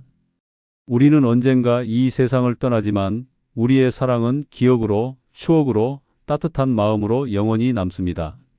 그래서 죽음은 슬픔의 끝이 아니라 사랑이 머무는 또 하나의 장소가 될 수 있습니다. 죽음을 두려워할 필요가 없는 다섯 번째 이유는 죽음은 또 다른 여행일 수 있기 때문입니다. 우리는 살아가며 수많은 여행을 떠납니다. 어린 시절 처음으로 부모의 손을 잡고 떠났던 소풍, 젊은 시절 설레는 마음으로 떠났던 신혼여행, 그리고 인생의 중간에 마주한 혼자만의 여행까지 여행은 늘 우리 삶의 새로운 시작이었습니다. 죽음 또한 그런 여행 중 하나일 수 있습니다. 단지 목적지가 조금 다를 뿐 그 여정은 여전히 의미 있고 소중합니다. 삶의 마지막이 끝이라고 생각하면 두려움이 앞설 수밖에 없습니다. 하지만 그것이 또 다른 시작, 또 하나의 여행이라고 생각하면 마음은 한결 가벼워집니다. 낯선 곳으로 떠나는 것이 두렵지만 동시에 설레는 것처럼 죽음도 우리를 미지의 세계로 인도하는 신비한 문입니다. 그 문 너머에는 다시 만날 누군가가 있을 수도 있고 새로운 평화와 자유가 기다리고 있을지도 모릅니다. 무엇보다 중요한 것은 이 여행을 마주하는 우리의 자세입니다. 죽음을 또 다른 여행이라 여기는 마음은 삶을 더욱 깊이 있게 만듭니다. 언젠가 끝날 것을 알기에 지금 이 순간을 더 소중히 여기고 더 많이 사랑하고 더 진심으로 살아가게 됩니다. 여행을 준비하듯 죽음을 준비하는 것도 그런 의미에서 귀한 일입니다. 짐을 가볍게 하고 마음을 정리하고 사랑하는 이들과 작별의 인사를 나누며 떠나는 이 여행은 인생에서 가장 조용하고 의미 있는 여정이 될 수 있습니다. 이 여행은 홀로 가는 것이 아닙니다. 살아온 삶의 모든 기억과 사랑이 동행해 줍니다. 그리고 남겨진 이들 또한 그 여행을 마음으로 함께하며 떠난 이의 사랑을 오래도록 간직합니다. 어쩌면 죽음 이후의 세계는 우리 인간의 이해를 넘어선 곳일지 모릅니다. 그러나 분명한 것은 그곳이 고통과 근심이 없는 평온한 공간이기를 바라는 마음은 모두가 같다는 점입니다. 죽음을 삶의 끝이 아니라 하나의 통로, 하나의 문, 하나의 여정으로 받아들일 때 우리는 더 이상 그것을 피하거나 두려워하지 않게 됩니다. 오히려 마치 오랜 여정을 마치고 고향으로 돌아가는 기분처럼 편안하고 따뜻하게 받아들일 수 있습니다. 그렇게 준비된 죽음은 살아온 삶의 깊이를 더해주고 남은 이들에게도 안식을 남깁니다. 대전에서 살고 있는 77세의 정승호 어르신은 말기 폐암 진단을 받고 처음엔 깊은 충격과 두려움에 휩싸였습니다. 가족들과의 시간, 아직 못 이룬 꿈들, 손자들과의 약속 등 많은 미련이 그를 괴롭혔습니다. 그러나 몇 개월이 지나면서 그는 마음을 바꾸기 시작했습니다. 남은 시간이 유한하다는 것을 받아들이자 오히려 그 시간들을 더 충실히 살아야겠다는 생각이 들었습니다. 그러던 어느 날 그는 자식들에게 말했습니다. 나는 이제 또 하나의 여행을 떠난다고 생각하마. 새로운 세상으로 가는 긴 여행이지. 정 어르신은 그날부터 집 근처 산책을 자주 다녔습니다. 나뭇잎 하나, 바람 한 줄기, 저녁 노을까지도 유심히 바라보며 모든 순간을 깊이 느꼈습니다. 병세가 점점 악화되어 침대에 누워 있어야 했을 때도 그는 손자에게 이런 말을 남겼습니다. 할아버지는 지금 다른 세상으로 천천히 떠나는 중이란다. 걱정하지 말아라. 이 여행은 무섭지 않아. 오히려 평온하고 따뜻하단다. 정 어르신은 임종 전날 가족들에게 마지막 인사를 전했습니다. 지금까지 내가 떠난 모든 여행 중에 이 여행이 가장 큰 의미가 있을 것 같구나. 잘 살아왔고 이제 잘 떠나겠다. 가족들은 눈물 속에서도 그의 평온한 모습에 위로를 받았고 어르신의 죽음을 통해 죽음이 두려운 끝이 아니라 평온한 여행의 시작일 수 있다는 믿음을 갖게 되었다고 말했습니다. 죽음을 또 다른 여행으로 받아들인 정 어르신의 이야기는 많은 이들에게 큰 울림을 줍니다. 그 여행에는 후회도 미련도 두려움도 없었습니다. 오직 사랑과 감사 그리고 평온함만이 남았습니다. 그 모습은 죽음이 단절이 아닌 연결이며 끝이 아닌 새로운 시작임을 보여주었습니다. 그래서 죽음을 두려워하지 않아도 됩니다. 우리는 그 여행의 끝에서 다시 사랑하는 이들과 마주할지도 모릅니다. 그 길 위에서 우리는 다시 한번 삶의 의미를 되새기고 진정한 자유를 만날 수 있습니다. 여러분, 죽음을 외면하는 동안 진짜 삶도 함께 사라지고 있습니다. 이제는 마주할 시간입니다. 죽음은 끝이 아닌 시작이며 고통이 아닌 해방입니다. 사랑이 사라지는 것이 아니라 더 깊이 남고 삶이 사라지는 것이 아니라 새로운 여정으로 바뀝니다. 두려움에 떨며 기다리는 죽음은 지옥이 되지만 받아들이는 죽음은 축복이 됩니다. 당신의 마지막 순간이 후회가 아닌 평온이 되길 바랍니다.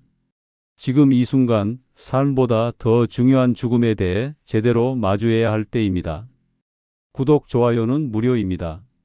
감사합니다. 나이 들수록 가장 무서운 적은 밖이 아니라 바로 곁에 있는 사람일 수 있습니다. 웃으며 술잔 기울이던 친구가 어느 날 내 뒤에서 흉을 보고 오랜 인연이라 믿었던 사람이 내 지갑을 노리고 들어옵니다. 더 끔찍한 건 그 사실을 알면서도 그래도 친구니까 하며 놓지 못하는 우리의 마음입니다. 그렇게 붙들고 있던 관계가 어느 날 칼이 되어 내 가슴을 찌를 때 후회해도 이미 늦습니다. 나이 들어 몸은 약해지고 돈은 줄어듭니다. 그런데 그 틈을 파고드는 건 낯선 사람이 아니라 친구라는 가면을 쓴 독입니다. 지금부터 말씀드릴 6가지 유형 하나라도 곁에 있다면 그건 더 이상 친구가 아니라 내 인생을 무너뜨리는 재앙입니다. 끝까지 보셔야 당신의 남은 인생이 안전해집니다. 구독, 좋아요, 알림 설정 꾹 눌러주시기 주변의 소중한 분들에게 공유 부탁드립니다. 첫 번째, 나이 들수록 절대 친구로 지내면 안 되는 사람은 고마움을 모르는 사람입니다. 인천에 사는 박은자 씨는 30년 넘게 알고 지낸 친구에게 늘 마음을 내주었습니다. 장례식 때 손발을 다해 도와주고 돈이 급하다고 하면 모아둔 적금을 깨서 빌려주기도 했습니다. 그런데 정작 박은자 씨가 남편을 잃고 홀로 병원에 입원했을 때 그 친구는 단 한 번도 찾아오지 않았습니다. 전화 한 통 괜찮아? 라는 말조차 없었습니다.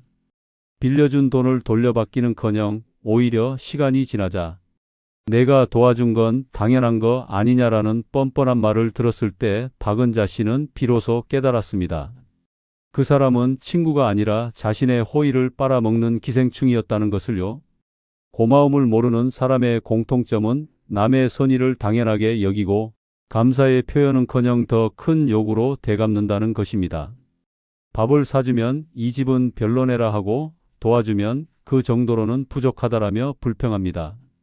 이런 사람에게 오래 마음을 쓰다 보면 결국 내 삶은 무너지고 남은 노년은 불행으로 얼룩지게 됩니다. 실제로 하버드 대학교 심리학과 연구에 따르면 인간관계에서 감사 표현이 부족한 관계는 스트레스 호르몬 수치를 높여 건강을 위협하고 장기적으로 우울증과 사회적 고립을 심화시킨다고 밝혔습니다. 즉, 고마움을 모르는 사람 곁에 있는 것만으로도 내 몸과 마음은 서서히 병들어 간다는 것입니다. 나이가 들면 몸은 약해지고 돈은 줄어듭니다. 그런데도 이런 사람에게 기대고 있으면 내 노후는 송두리째 흔들립니다.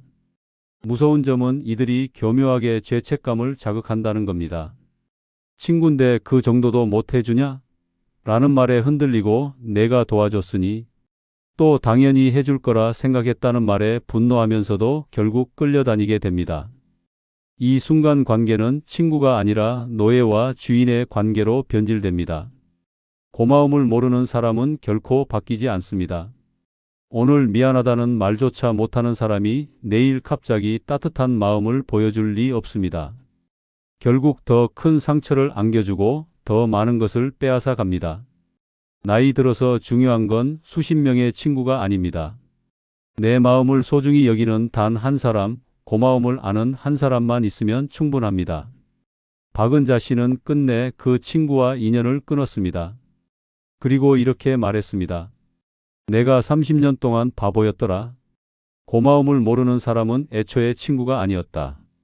이 고백은 우리 모두에게 경고를 줍니다. 지금 내 곁에 있는 사람이 고마움을 모른다면 그 관계는 절대 지켜야 할 우정이 아닙니다. 반드시 끊어내야 할 올가미입니다. 나이 들수록 고마움을 모르는 사람과는 절대 친구로 지내지 마십시오. 그것은 선택이 아니라 남은 인생을 지켜내기 위한 최소한의 생존 수칙입니다. 두 번째, 나이 들수록 절대 친구로 지내면 안 되는 사람은 나를 이용해 자기 이득만 챙기는 사람입니다. 대전에 사는 윤영자 씨는 평생을 함께한 친구에게 속아 인생이 송두리째 무너졌습니다. 수십 년을 알고 지낸 사이라 믿음 하나로 돈을 빌려줬습니다. 정말 마지막이야. 이번만 도와주면 절대 은혜 잊지 않겠다는 간절한 말에 마음이 흔들렸습니다. 아이들 눈치 보며 어렵게 모아둔 수천만 원을 건넸습니다. 그러나 시간이 지나도 돈은 돌아오지 않았습니다. 전화를 걸면 받지 않고 집에 찾아가니 이사간 흔적만 남아 있었습니다. 나중에서야 들은 소식은 충격적이었습니다. 사업 자금에 쓴 것도 아니고 사치스러운 생활에 탕진한 것이었습니다. 윤영자 씨는 믿었던 사람에게 처참하게 배신당한 뒤 몇 달간 제대로 먹지도 자지도 못했습니다. 결국 건강마저 무너져 병원 신세를 지게 되었고 차라리 모르는 사람에게 당했으면 덜 억울했을 것이라며 눈물을 흘렸습니다. 이 사례가 남의 이야기처럼 들리십니까? 사실 나이를 먹을수록 이런 일이 더 자주 일어납니다. 왜냐하면 사람들은 오랜 인연이라는 허울을 이용하기 때문입니다. 나를 이용하는 사람은 결코 처음부터 큰 요구를 하지 않습니다. 작은 부탁, 작은 호의로 시작합니다. 하지만 그것은 단순한 부탁이 아니라 탐욕의 시험입니다. 한 번 들어주면 그 다음은 더 큰 것을 요구하고 또 들어주면 점점 더 깊은 늪에 빠져듭니다. 끝내 당신이 가진 돈, 에너지, 심지어 명예까지도 빼앗아갑니다. 문제는 이들이 단순히 뻔뻔한 것에 그치지 않고 교묘하게 감정을 조종한다는 점입니다. 친구인데 그 정도도 못 해주냐? 라는 말은 죄책감을 자극합니다. 내가 안 도와주면 나만 죽는다는 말은 책임감을 올가미처럼 씌웁니다. 결국 친구니까 해줘야 한다는 강박에 빠져들게 되고 어느새 나는 그들의 먹잇감이 되어버립니다. 이런 사람에게 시간을 쓰고 마음을 내주는 순간 내 인생은 그들의 탐욕을 채우는 연료통으로 전락합니다. 옥스퍼드 대학교 심리학 연구팀은 장기간 착취적인 인간관계에 노출된 노인의 삶을 분석한 결과를 발표했습니다. 50세 이상 중년과 노인을 10년간 추적 조사했는데 지속적으로 이용당하는 관계에 얽힌 사람들은 그렇지 않은 사람들보다 우울증 발병률이 무려 2배 이상 높았습니다. 자존감은 평균보다 40% 이상 낮게 나타났고 스트레스 호르몬인 코르티솔 수치가 정상 범위보다 훨씬 높은 상태로 유지되었습니다. 이로 인해 면역 체계가 약화되고 심혈관 질환 발생률도 급격히 증가했습니다. 연구진은 결론적으로 이렇게 경고했습니다. 고마움 없는 관계, 일방적으로 소모되는 관계는 단순한 인간관계 문제가 아니라 생존의 문제다. 다시 말해, 나를 이용하는 친구를 곁에 두는 것은 당신의 건강과 삶 전체를 무너뜨리는 독과 같습니다. 나이 들어 체력과 회복력이 떨어진 상태에서 한 번의 큰 배신은 치명적입니다. 젊을 때는 다시 일어날 힘이 있었지만 노년에는 그 상처 하나가 인생 전체를 흔듭니다. 그래서 나를 이용하는 사람은 반드시 끊어내야 합니다. 혹시 이번에는 다를지도 모른다는 기대는 착각입니다. 오늘 고맙다, 미안하다 말 한마디 못하는 사람이 내일 갑자기 진심을 보여줄 리 없습니다. 그들은 결코 멈추지 않습니다. 오늘은 작은 부탁, 내일은 돈, 그 다음은 더 큰 희생을 요구하며 끝내 당신을 빈껍데기로 만듭니다. 윤영자 씨는 결국 친구와의 인연을 단호히 끊었습니다. 그리고 이렇게 말했습니다. 그 사람 붙잡고 있었던 30년이 내 인생에서 가장 큰 시간 낭비였고 내 노후를 망친 주범이었다. 이 고백은 우리 모두에게 뼈아픈 교훈을 줍니다. 친구라는 이름으로 내 호의를 이용하는 사람은 더 이상 친구가 아닙니다. 그건 인간관계라는 탈을 쓴 착취이고 내 삶을 서서히 갉아먹는 올가미입니다. 나이 들수록 절대 친구로 지내면 안 되는 사람은 나를 이용해 자기 이득만 챙기는 사람입니다. 그들과의 인연은 단순한 미련이 아니라 반드시 잘라내야 할 독입니다. 남은 인생을 지키고 싶다면 지금이라도 단호히 끊으십시오. 그것은 선택이 아니라 생존을 위한 최소한의 방어막입니다. 세 번째, 나이 들수록 절대 친구로 지내면 안 되는 사람은 나를 가르치려 드는 사람입니다.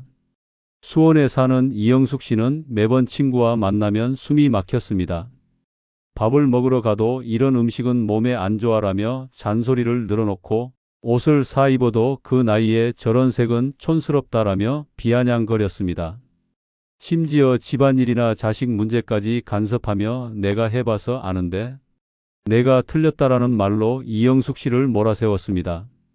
처음에는 조언이라고 생각했지만 시간이 지날수록 그것은 조언이 아니라 비난이었고 결국 이영숙 씨는 친구와의 만남 뒤마다 스스로를 무가치한 사람처럼 여기게 되었습니다. 우정이라는 이름으로 포장된 끝없는 훈계가 그녀의 자존감을 갉아먹은 것입니다. 나이를 먹으면 서로의 삶을 존중하고 각자 걸어온 길을 인정해 주는 것이 관계의 기본입니다. 그러나 나를 가르치려 드는 사람은 상대방을 대등한 존재로 보지 않습니다. 그들의 언어 속에는 은근한 우월감과 비하가 숨어 있습니다. 너는 아직 몰라서 그래라는 말은 단순한 농담이 아니라 상대를 낮추는 칼날입니다. 이런 말에 오래 노출되면 내 판단은 흔들리고 결국 내 삶의 주도권마저 빼앗기게 됩니다. 스탠퍼드 대학교 심리학 연구진은 관계 속 권력, 불균형에 관한 7년간의 장기 연구에서 충격적인 결과를 발표했습니다. 지속적으로 가르침이나 통제를 당하는 사람들은 스스로의 의사결정 능력이 약화되며 자존감이 평균보다 35% 낮아진다고 밝혔습니다. 더 무서운 건 이런 관계가 장기간 이어질 경우 뇌의 전전두엽 기능이 위축되면서 우울증과 무기력증이 심화된다는 점이었습니다. 영구지는 이를 두고 타인의 끊임없는 훈계와 가르침은 인간의 정신을 갉아먹는 심리적 독이라 경고했습니다. 즉, 나를 가르치려 드는 친구를 곁에 두는 건 내 정신을 서서히 무너뜨리는 행위와 같습니다. 나이를 먹으면 살아온 인생만큼의 경험과 지혜가 있습니다. 그럼에도 불구하고 끊임없이 나를 가르치려 드는 사람을 곁에 두면 결국 나는 배움이 필요한 부족한 존재로 낙인 찍히고 맙니다. 그것은 우정이 아니라 은밀한 지배이며 친밀을 가장한 억압입니다. 고마움과 존중이 없는 관계는 이미 친구가 아닙니다. 이영숙 씨는 결국 그 친구와의 인연을 끊고 나서야 숨통이 트였다고 말했습니다. 친구라 생각했지만 사실은 내 인생의 감옥이었다는 고백은 우리 모두에게 경고가 됩니다. 나이 들수록 절대 친구로 지내면 안 되는 사람은 나를 가르치려 드는 사람입니다. 그들의 말은 충고가 아니라 독이며 남은 인생을 좀먹는 올가미입니다. 지금 곁에 그런 사람이 있다면 미련 없이 끊어내는 것이 당신의 자유와 평온을 지키는 유일한 길입니다. 네 번째, 나이 들수록 절대 친구로 지내면 안 되는 사람은 나를 가르치려 드는 사람입니다. 경기도 용인에 사는 김은주 씨는 매번 친구를 만날 때마다 마음이 무너졌습니다. 그 나이에 화장은 왜 해? 이런 음식은 노인네들한테 안 좋아. 애들한테 너무 기대지 말고 이렇게 살아야 해라며 끝없이 훈계를 늘어놓았습니다. 처음엔 조언이라 생각했습니다. 하지만 시간이 지날수록 그것은 조언이 아니라 비난이었고 어느 순간부터 친구와의 만남은 즐거움이 아닌 고통이 되었습니다. 한 번 만나면 하루 종일 기가 빨리고 집에 돌아와서는 내가 잘못 살고 있는 사람인 듯한 죄책감에 사로잡혔습니다. 결국 김은주 씨는 나는 왜 이렇게 부족한가라는 자책 속에서 우울증 진단까지 받게 되었습니다. 우정이라는 이름으로 포장된 끝없는 가르침이 그녀의 마음을 완전히 파괴한 것입니다. 나이를 먹으면 서로 살아온 인생만큼의 지혜가 있습니다. 서로 존중하며 경험을 나누는 게 우정의 본질입니다. 그러나 나를 가르치려 드는 사람은 상대를 동등하게 보지 않습니다. 항상 자신이 옳다고 주장하고 내 선택과 내 삶을 무시합니다. 내가 더 살아봐서 안다라는 말은 경험에서 나온 지혜가 아니라 상대를 얕잡아보는 우월감의 표현입니다. 이런 관계는 시간이 지날수록 내 자존감을 갉아먹고 내 판단 능력을 흔들어 버립니다. 결국 나는 스스로 선택하는 힘을 잃고 그 사람의 말에 의존하며 살게 됩니다.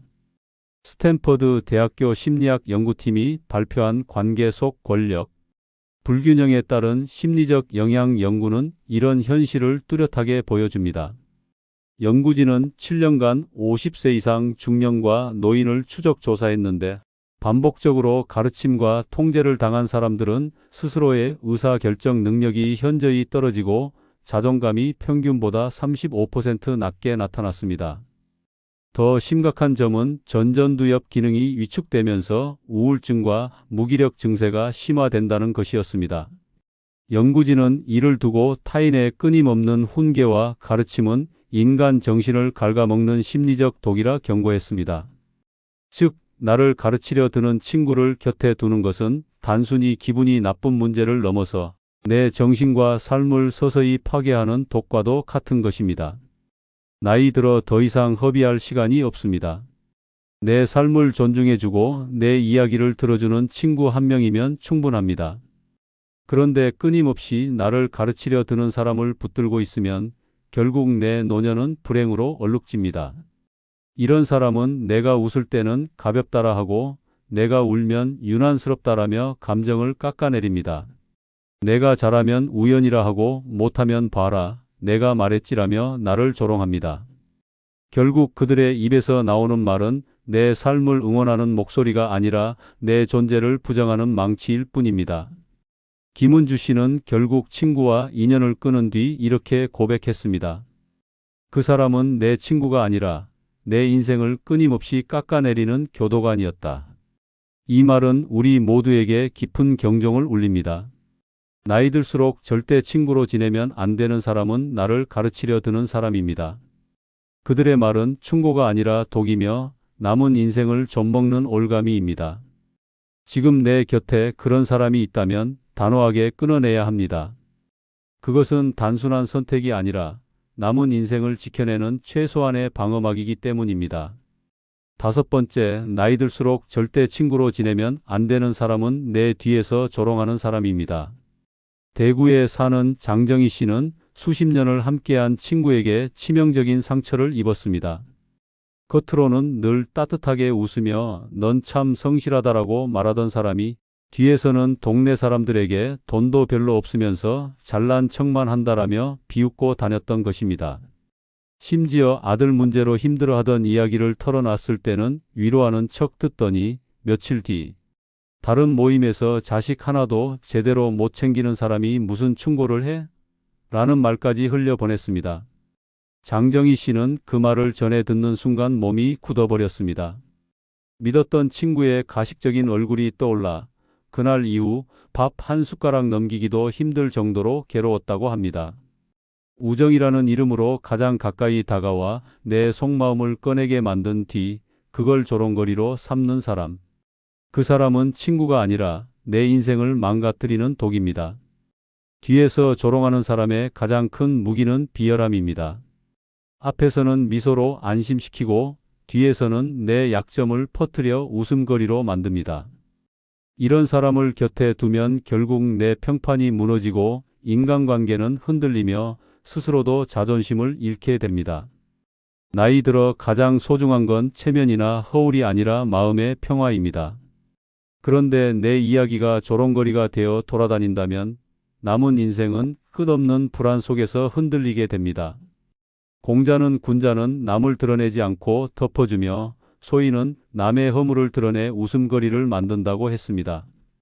또한 순자는 입은 칼보다 날카롭다. 말로 남을 조롱하는 자는 그 마음도 이미 썩은 자다라고 말했습니다. 이 두 명언은 오늘날에도 뼈아픈 진실을 알려줍니다.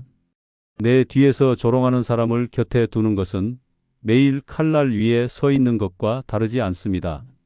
언제든 그들의 비열한 입에서 나의 약점이 세상에 흘러나와 내 명예와 삶을 짓밟을 수 있기 때문입니다. 나이를 먹으면 사람은 단순해지고 관계도 단순해야 합니다. 그러나 내 뒤에서 조롱하는 사람은 관계를 복잡하게 만들고 내 인생에 불필요한 상처를 남깁니다. 그들의 조롱은 나를 향한 단순한 농담이 아니라 의도된 모욕입니다. 그리고 그 모욕은 나를 작아지게 만들고 결국 삶에 대한 자신감마저 빼앗아갑니다. 장정희 씨는 끝내 그 친구와 인연을 끊었습니다.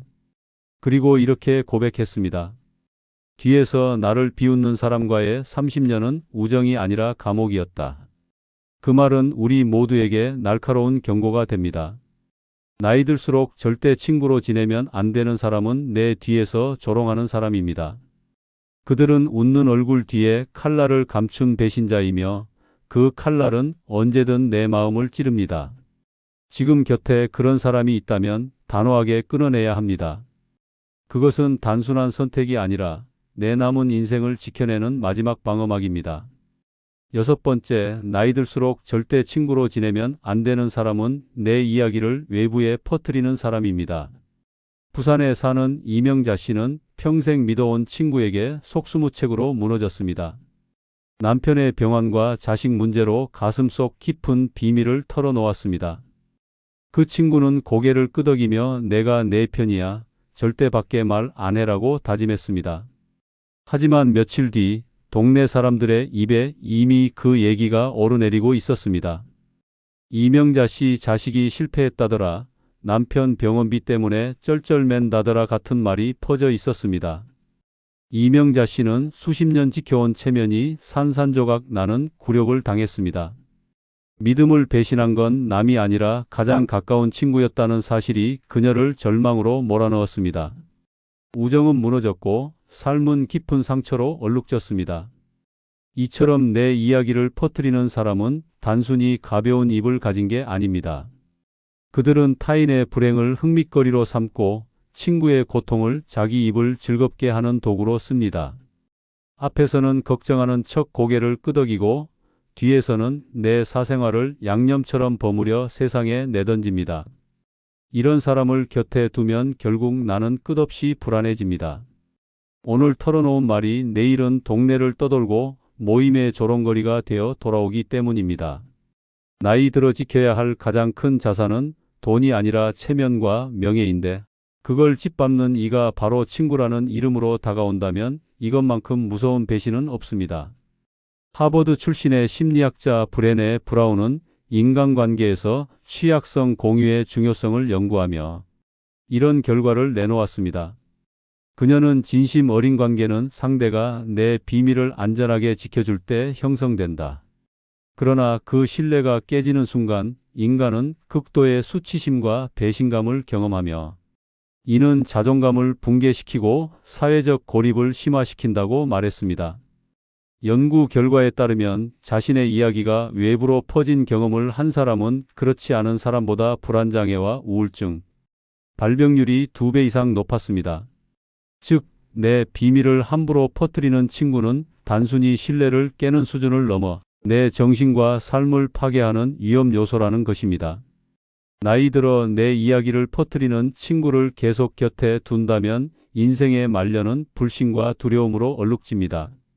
마음 놓고 이야기할 수 있는 상대 하나 없이 살아간다면 그 외로움은 상상 이상입니다. 더구나 이런 사람은 절대 멈추지 않습니다. 작은 비밀을 흘리고도 아무렇지 않게 굴고 점점 더 큰 이야기를 세상에 내던집니다.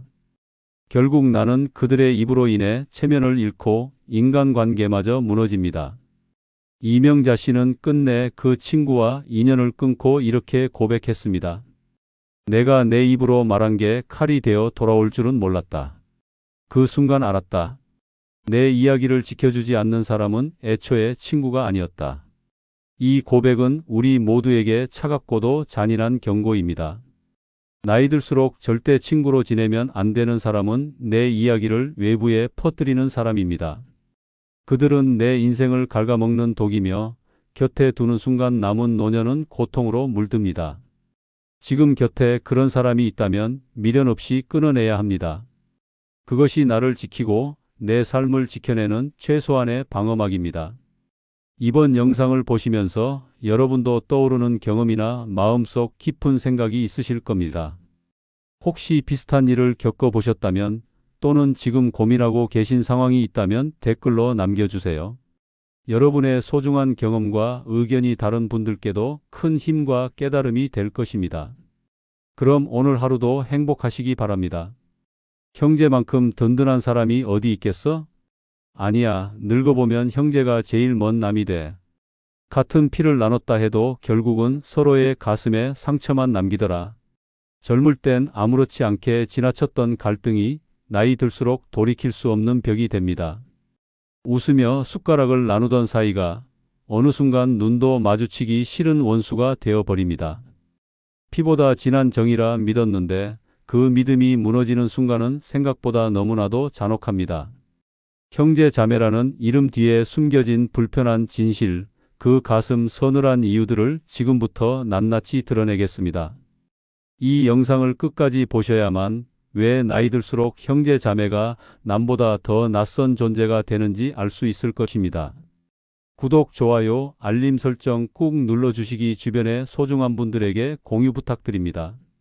첫 번째, 나이 들수록 형제 자매가 남이 되는 진짜 이유는 사는 수준이 달라져 대화가 끊기기 때문입니다.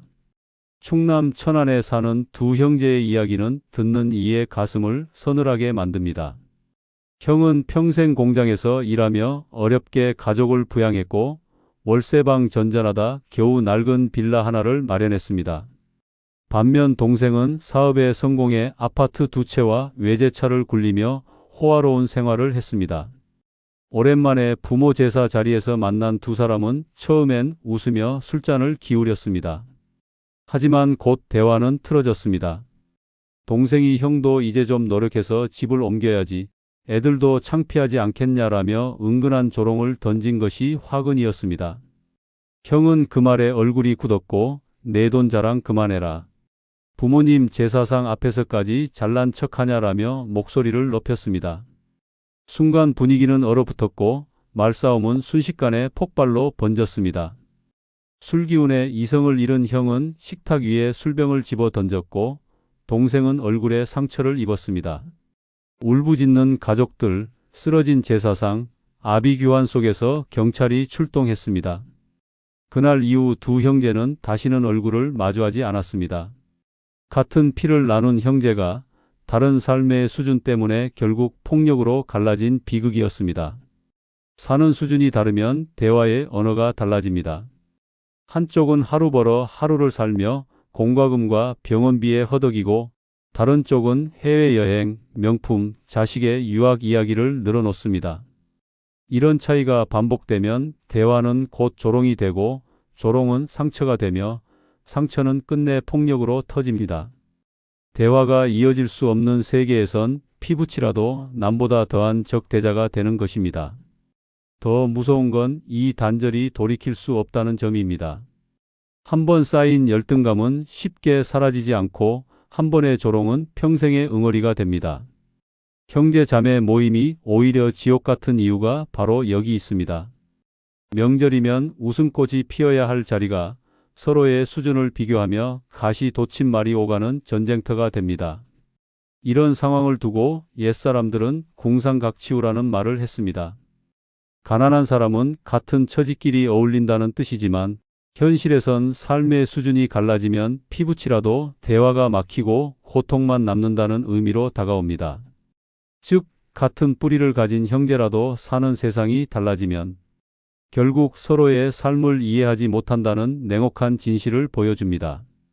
형제 자매는 어릴 적 함께 밥을 먹고 뛰어놀던 존재입니다.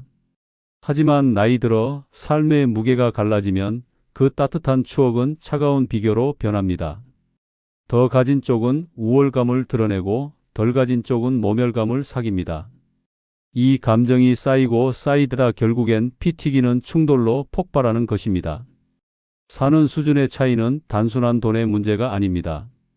그것은 곧 인간관계의 단절이자 형제의 파괴입니다. 남보다 더 가까워야 할 형제 자매가 결국 남보다 더 잔혹한 원수로 변하는 이유. 그것은 바로 삶의 수준 차이가 대화의 끈을 잘라내고 그 끊어진 끈이 증오와 폭력으로 이어지기 때문입니다. 두 번째, 나이 들수록 형제 자매가 남이 되는 진짜 이유는 형제끼리도 결국 계산하며 살기 때문입니다. 경기도 안양에 사는 박정희 씨는 어머니가 위중하다는 연락을 받고 두 오빠와 병원으로 달려갔습니다. 처음에는 서로 힘을 합쳐 어머니를 돌보자며 다짐했습니다. 하지만 시간이 지날수록 그 약속은 산산조각이 났습니다. 간병인을 쓰자고 하면 비용 분담을 두고 말다툼이 이어졌고 병원비를 카드로 결제한 사람은 나중에 꼭 정산하자며 카카오톡 방을 만들어 영수증을 일일이 첨부했습니다. 하루 10만 원도 안 되는 비용을 두고 형제는 삿대질하며 싸웠고 누가 더 많이 부담했는지를 따지며 얼굴이 붉어졌습니다. 어느 날은 어머니의 약값 몇만 원을 두고도 싸움이 났습니다. 내가 어제 낸 게 얼마인데 왜 이번에도 내가 내야 하냐라는 말이 튀어나왔고 그 순간 박정희 씨는 머리가 멍해졌습니다. 어머니의 마지막 길을 지켜야 하는 시간에 피부치 형제들이 돈 몇 푼에 눈이 벌게져 싸우는 장면이 너무나 충격적이었습니다. 결국 장례식장에서도 싸움은 계속됐습니다. 화환갑, 식사 비용, 상조회사 비용까지 꼼꼼히 나누자며 종이에 계산기를 두드리던 오빠들의 모습에 박정희 씨는 이제는 진짜 남보다 못한 사람들이구나라는 절망을 느꼈습니다. 어머니가 남기고 간 건 추억이 아니라 끝없는 계산서뿐이었습니다. 형제 자매 사이의 끈끈한 정은 돈 앞에서 너무나 쉽게 갈라집니다. 어린 시절 함께 먹던 밥 한 숟갈의 정은 사라지고 대신 내가 얼마 냈냐, 내가 얼마나 손해봤냐라는 말만 오고 갑니다. 이는 단순한 경제 문제를 넘어 인간관계 자체를 철저한 계산으로 바꿔버립니다. 함께 밥을 먹어도 누가 더 많이 먹었는지, 누가 밥값을 더 냈는지 따지는 순간 그 관계는 이미 남이나 다름없습니다. 나이가 들수록 생활은 더 팍팍해지고 각자 지켜야 할 가정과 사정이 무겁게 얹히면서 형제끼리마저도 무조건적인 희생은 불가능해집니다. 결국 서로를 향한 애정 대신 계산기가 먼저 튀어나옵니다. 내가 너한테 얼마를 보탰으니 너도 나한테 갚아야 한다는 식의 냉정한 셈법이 형제애를 잠식합니다. 이런 현실 속에서 형제 자매는 더 이상 평생의 동반자가 아니라 잠시 얽힌 이해관계자에 불과해집니다. 더 끔찍한 것은 이런 계산이 부모의 재산을 두고 벌어질 때입니다. 상속 문제에서 단 한 푼도 양보하지 않으려는 집착은 결국 형제 자매를 철저히 갈라놓습니다. 부모가 남긴 집을 팔아 나누자는 쪽과 끝까지 지키자는 쪽이 부딪히며 고소와 고발이 오가는 일은 흔합니다. 언론에 보도되는 형제 자매 간의 유산 다툼은 결코 남의 이야기가 아닙니다. 수십 년 함께 살아온 피부치가 재산, 몇 억 앞에서 눈을 흘기며 등을 돌리는 것은 너무도 흔한 노년의 현실입니다. 학자들의 연구에 따르면 나이가 들수록 형제 자매 간의 대화에서 돈이라는 단어가 차지하는 비중이 급격히 늘어난다고 합니다. 젊을 때는 우스갯소리와 추억이 대화의 줄을 이루지만 60세 이후에는 비용 분담, 상속, 생활비 문제로 인한 갈등이 절반 이상을 차지합니다. 이는 형제 자매 관계가 더 이상 정으로 유지되지 않고 냉혹한 계산으로만 작동하고 있다는 증거입니다. 형제 자매가 남이 되는 순간은 바로 이렇습니다. 돈 앞에서 철저히 이해타산으로만 움직이는 현실, 계산서와 영수증이 대화의 전부가 되는 현실 속에서 같은 피를 나눴다는 사실은 아무런 의미를 가지지 못합니다. 결국 나이 들수록 형제 자매는 서로를 따뜻하게 보듬는 가족이 아니라 차갑게 계산하는 거래 상대방으로 전락해 버리는 것입니다. 세 번째, 나이 들수록 형제 자매가 남이 되는 진짜 이유는 서로의 실패를 속으로는 비웃기 때문입니다. 대구에 사는 이정숙 씨는 남편의 사업 실패로 하루아침에 빚더미에 올랐습니다. 그동안 넉넉하진 않아도 집 한 채는 지켜왔는데 결국 은행에 넘어가고 전셋집으로 옮겨야 했습니다. 그런데 진짜 충격은 그 이후였습니다. 친정 형제들이 모인 자리에서 겉으로는 괜찮아, 누구나 실패할 수 있어라고 말했지만 웃음 뒤에 감춰진 속내는 뻔히 드러났습니다. 언니는 그래도 우리는 집 하나는 지켜서 다행이지라며 은근히 비교했고, 남동생은 술잔을 기울이며 역시 여자는 남편 잘 만나야 되라고 농담처럼 비수를 꽂았습니다. 대화 속 곳곳에서 그녀의 실패가 은근한 조롱거리로 전락했습니다. 그 순간 이정숙 씨는 깨달았습니다. 형제라는 이름은 껍데기였고 내 불행은 오히려 그들의 안주거리와 우월감을 확인하는 도구가 되고 있다는 사실이었습니다. 눈물이 목구멍까지 차올랐지만 끝내 아무 말도 할 수 없었습니다. 집으로 돌아오는 길, 차창 밖 불빛이 흐릿하게 번지며 가슴은 철저히 무너져 내렸습니다. 내가 그토록 믿었던 혈육마저도 내 실패를 즐기는구나라는 생각이 온몸을 얼어붙게 했습니다. 형제 자매는 어려서부터 서로를 비교하며 살아왔습니다. 누가 공부를 더 잘하는지, 누가 부모의 사랑을 더 받는지 다퉜던 기억은 시간이 흘러도 사라지지 않습니다. 그래서 어른이 되어서도 한쪽이 실패하면 속으로는 내가 저 꼴은 안 나서 다행이다라는 비열한 안도감을 느끼는 것입니다. 위로하는 말 뒤에 숨은 조롱은 칼보다 날카롭습니다. 괜찮아, 다시 시작하면 되라는 말 속에도 넌 이미 넘어졌잖아라는 무언의 비웃음이 스며 있습니다. 이와 관련해 역사 속 형제의 일화가 있습니다. 바로 중국 삼국지에 등장하는 유비와 유언의 형제 관계입니다. 유비가 젊은 시절 장사에 실패했을 때 친척 형제였던 유언은 겉으로는 도와주는 척했지만 속으로는 늘 그를 무시했습니다. 결국 유언은 유비가 군사를 일으킬 때 끝내 함께하지 않았고 넌 큰일을 할 사람이 아니다라며 비웃었다고 합니다. 그러나 훗날 유비가 총나라의 황제가 되었을 때 그제야 찾아온 유언은 냉대만 받고 쓸쓸히 사라졌습니다. 형제의 실패 앞에서 격려가 아닌 조롱을 택한 결과 결국 혈육의 정마저 잃어버린 비극적 사례였습니다. 오늘날 우리의 삶도 다르지 않습니다. 형제 자매는 내 편이 아니라 내 실패를 속으로 즐기는 관객이 되곤 합니다. 실패는 함께 극복할 기회가 아니라 은근히 우월감을 확인하는 무대가 되어버립니다. 그래서 나이 들수록 형제 자매는 남보다 더 잔인한 존재가 됩니다. 내 고통 앞에서 진심으로 울어줄 줄 모르는 이들, 그것이 바로 형제 자매가 남이 되는 가장 비극적인 이유입니다.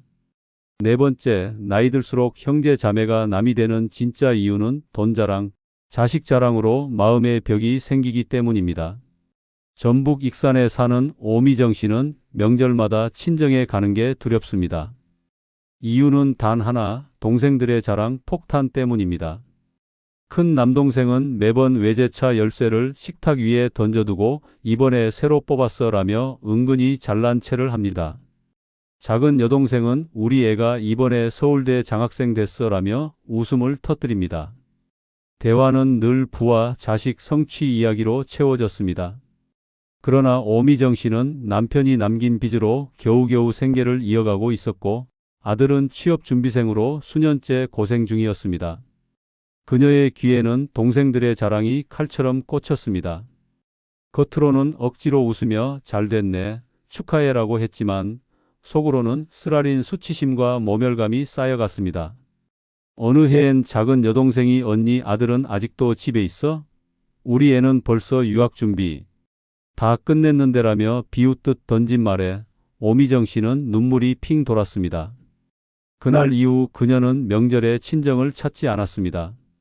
피를 나눈 가족이었지만 동생들의 자랑은 더 이상 기쁨이 아니라 가슴을 찌르는 독화살이 되었고 그 벽은 영원히 무너뜨릴 수 없는 벽이 되었습니다. 돈과 자식은 본래 자랑이 아닌 축복이 되어야 합니다. 그러나 형제 자매 사이에선 그 축복이 비교가 되고 비교는 곧 자극과 상처로 이어집니다. 한쪽은 잘나가는 자식 덕에 우쭐거리고 다른 쪽은 힘겨운 삶 때문에 기죽습니다.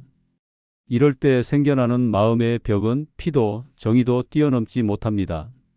겉으로는 웃지만 속으로는 저 잘난 체 좀 그만해라라는 독한 마음이 자라납니다. 결국 따뜻한 대화는 사라지고 만남은 스트레스와 분노로 얼룩집니다. 여기서 떠오르는 속담이 있습니다. 사촌이 땅을 사면 배가 아프다. 이는 남의 성공이 곧 내 불행처럼 느껴진다는 인간의 질투심을 풍자한 말입니다. 그런데 형제 자매 사이에선 이 질투가 더 극단적으로 작동합니다. 남이 아니라 피부치기 때문에 그들의 성공은 축하가 아니라 나를 더 초라하게 만드는 잔혹한 거울이 됩니다. 자랑은 칭찬으로 끝나지 않고 결국 형제애를 무너뜨리는 비수가 되는 것입니다. 실제로 가족 상담 현장에서는 자식 자랑 때문에 갈라선 형제 자매의 사례가 많습니다. 어떤 이는 동생의 자랑을 듣는 게 너무 괴로워서 연락을 끊었다고 고백했고 또 다른 이는 형이 늘 집안 자식들 앞에서 우리 애와 비교를 해서 결국 원수가 됐다고 털어놓았습니다. 돈과 자식 이야기는 단순한 대화가 아니라 서로의 자존심을 짓밟는 무기가 되어버립니다.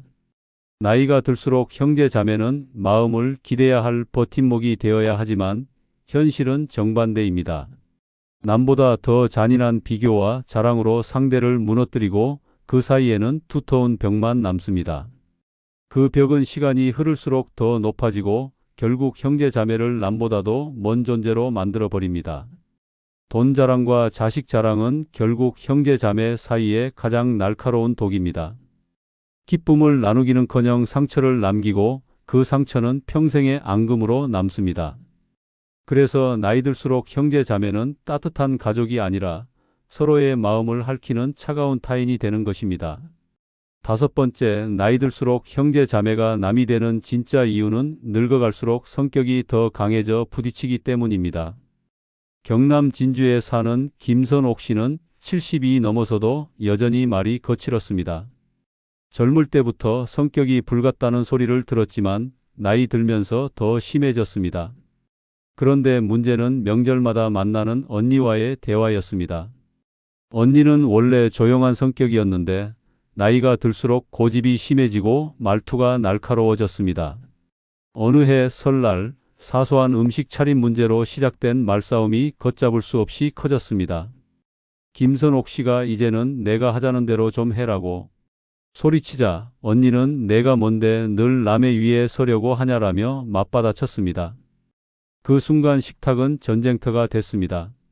숟가락 소리가 쾅 하고 떨어지고 손주들이 울음을 터뜨렸습니다. 결국 가족들은 두 사람을 말리느라 정신이 없었고 그날 이후 두 자매는 5년째 연락을 끊었습니다. 김선옥 씨는 같이 늙어가면 더 의지할 줄 알았는데 결국 언니가 제일 무서운 적이 됐다며 씁쓸하게 말했습니다. 어린 시절 손을 잡고 뛰어놀던 자매가 노년에 들어서는 눈도 마주치기 싫은 원수가 된 것입니다. 나이가 들수록 성격은 유연해지지 않습니다. 오히려 더 단단해지고 더 날카롭게 굳어집니다. 젊을 때는 사회생활 속에서 억누르던 고집이 은퇴와 함께 한꺼번에 터져 나옵니다. 누가 옳고 그른지를 따지며 작은 의견 차이에도 불같이 화를 냅니다. 형제 자매끼리도 예외가 아닙니다. 내가 더 힘들게 살아왔다. 내가 더 희생했다라는 말은 끝없는 싸움의 불씨가 되고 서로의 자존심은 쉽게 꺾이지 않습니다. 나이 든 형제 자매의 만남은 위로가 아니라 충돌이 되는 이유가 바로 여기에 있습니다. 이런 상황을 절묘하게 표현하는 사자성어가 있습니다. 바로 노이불강입니다. 늙어도 결코 물러서지 않는다는 뜻으로 원래는 꿋꿋함을 칭찬할 때 쓰이지만 현실의 형제 자매 사이에서는 완고하고 고집불통으로 변한 모습을 꼬집는 말이 됩니다. 양보는 사라지고 서로의 말에 끼어들며 끝내 결론 없는 싸움만 반복됩니다. 실제 가족 모임에서는 이런 장면이 끊임없이 벌어집니다. 누군가는 정치 이야기를 꺼내며 격렬히 싸우고 누군가는 자식 문제를 두고 비교하며 분노합니다. 사소한 말 한마디가 폭발의 도화선이 되어 수십 년간 쌓아온 정까지 무너뜨립니다. 남보다 더 오래 알고 지낸 형제 자매이기에 서로의 약점을 너무 잘 알기에 싸움은 더욱 잔혹하고 치명적입니다. 결국 늙어갈수록 형제 자매는 부드러워지기는커녕 더 각을 세우며 살아갑니다. 강해진 성격은 서로를 이해하는 다리가 아니라 돌이킬 수 없는 벽이 됩니다. 어린 시절엔 같은 방에서 숨결을 나눴던 형제 자매가 노년에는 고집과 분노로만 맞부딪히는 적이 되어버립니다. 이것이야말로 피를 나눈 가족이 가장 차갑게 남이 되는 잔혹한 진실입니다. 여섯 번째, 나이 들수록 형제 자매가 남이 되는 진짜 이유는 부모 간병을 두고 서로 책임을 미루기 때문입니다. 경기도 용인에 사는 최은영 씨는 아버지가 뇌졸중으로 쓰러지면서 인생이 송두리째 바뀌었습니다. 세 남매 중 장녀였던 그는 당연하다는 듯 아버지 곁을 지켰습니다. 간병인을 쓰자니 돈이 부담되고 병원에 모셔두자니 마음이 불편했습니다. 결국 그는 직장을 그만두고 아버지 옆에서 24시간을 지새웠습니다. 그런데 더 고통스러운 건 아버지의 병세가 아니었습니다. 바로 두 동생의 태도였습니다. 처음에는 누나, 고생 많지라며 말로만 위로했지만 시간이 지날수록 연락조차 끊겼습니다. 병원비를 나누자고 하면 요즘 사정이 안 좋아서, 주말에 하루만 와달라고 부탁하면 아이들 때문에 힘들다라며 발을 뺐습니다. 어느 날은 작은 동생이 누나가 장녀잖아. 원래 내 몫이지라고 대놓고 말했을 때 최은영 씨는 손이 떨렸습니다. 그 말은 칼처럼 가슴을 후벼 팠습니다. 결국 몇 년 뒤 아버지가 세상을 떠나셨을 때 장례식장에서 동생들은 아무렇지 않게 상주 자리를 지키며 조문객 앞에서 눈물 흘렸습니다. 그 모습을 본 그는 차라리 남보다 더 잔인하다고 느꼈습니다. 자신은 삶을 다 내던져 부모를 지켰는데 동생들은 책임을 회피하고 마지막 순간만 생색을 냈던 것입니다. 부모가 남긴 건 사랑이 아니라 피부치 간에 돌이킬 수 없는 균열이었습니다. 부모 간병은 형제 자매의 진짜 민낯을 드러내는 시험대입니다. 누구나 말로는 효도를 이야기하지만 막상 시간과 돈이 들어가는 순간 모두 발을 뺍니다. 책임을 떠넘기며 내가 장남이니까, 내가 같이 살고 있으니까라는 말로 핑계를 댑니다. 이 과정에서 희생하는 한 사람은 지쳐 쓰러지고 나머지는 모른 척하며 거리를 둡니다. 남보다 더 차갑고 비겁한 태도, 이것이 바로 혈육을 나무로 만드는 잔혹한 현실입니다. 이런 상황을 표현하는 사자성어가 있습니다. 바로 형제 수제입니다. 겉으로는 손을 맞잡고 함께해야 할 형제지만 현실에서는 손을 뿌리치고 등을 돌린다는 비극적 아이러니를 담은 말로도 쓰입니다. 원래 가족이란 서로 돕는 존재지만 부모 간병 앞에선 오히려 서로를 희생양 삼으며 남보다 못한 관계로 전락하는 것입니다. 실제 간병 갈등은 상상 이상으로 잔혹합니다.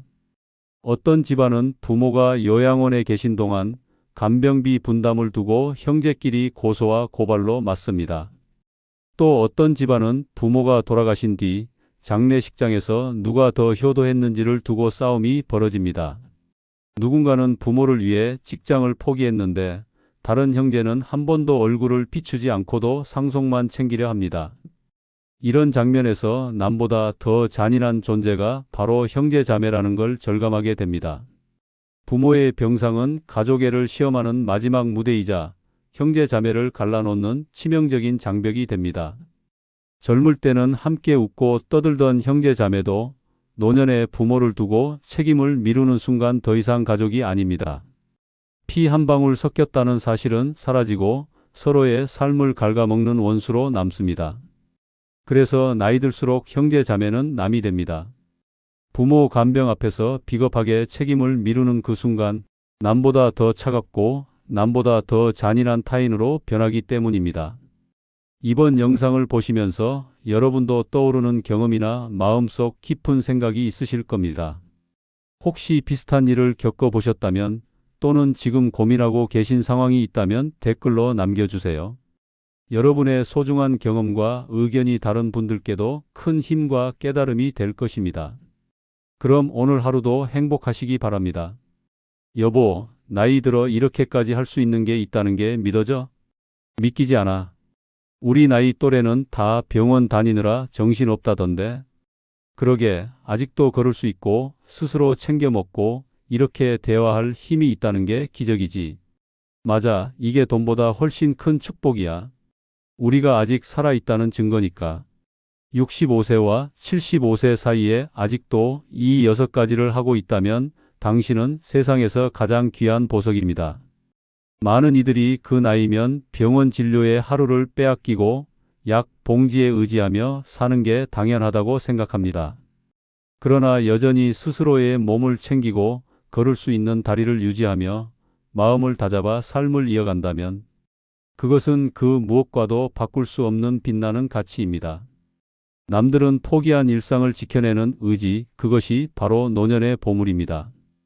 이 영상 끝까지 보시면 왜 당신이 단순한 노인이 아니라 세상에 하나뿐인 보석인지 절실히 알게 될 것입니다.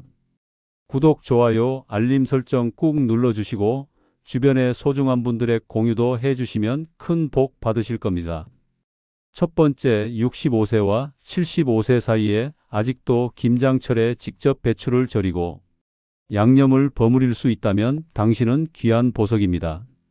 충북 청주에 사는 74세 김영순 씨는 불과 2년 전까지만 해도 매년 김장을 직접 도맡아 하던 사람이었습니다.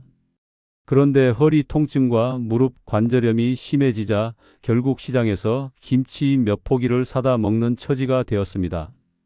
그깟 김치 뭐 사다 먹으면 되지라며 위로하는 이들도 있었지만 그녀가 느낀 상실감은 상상을 초월했습니다.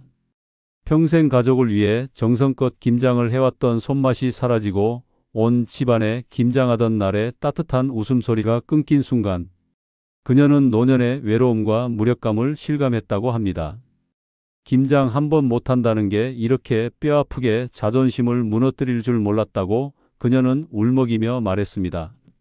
노년에 김장을 직접 한다는 건 단순히 음식을 만드는 행위가 아닙니다. 그것은 곧 건강의 증거이자 삶의 기운이 여전히 꺼지지 않았다는 선명한 표식입니다. 배추를 씻고 절이는 과정은 허리와 다리를 굽혀야 하고 양념을 버무리는 일은 손목과 팔의 힘이 뒷받침되어야 가능합니다. 다시 말해 김장을 직접 해낸다는 건 관절이 버텨주고 근력이 살아있으며 무엇보다 마음에 활력이 남아있다는 뜻입니다. 이 나이에 여전히 김장 준비를 스스로 할 수 있는 사람은 누구보다 강한 체력과 정신력을 가진 사람입니다. 반대로 몸이 불편해 김장철에도 마트에서 포장김치만 집어드는 순간 노년의 허망함은 2배가 됩니다. 가족이 함께 모여 배추를 절이고 김칫솔을 나누어 담그던 그 풍경은 단순한 노동이 아니라 추억의 축제였습니다.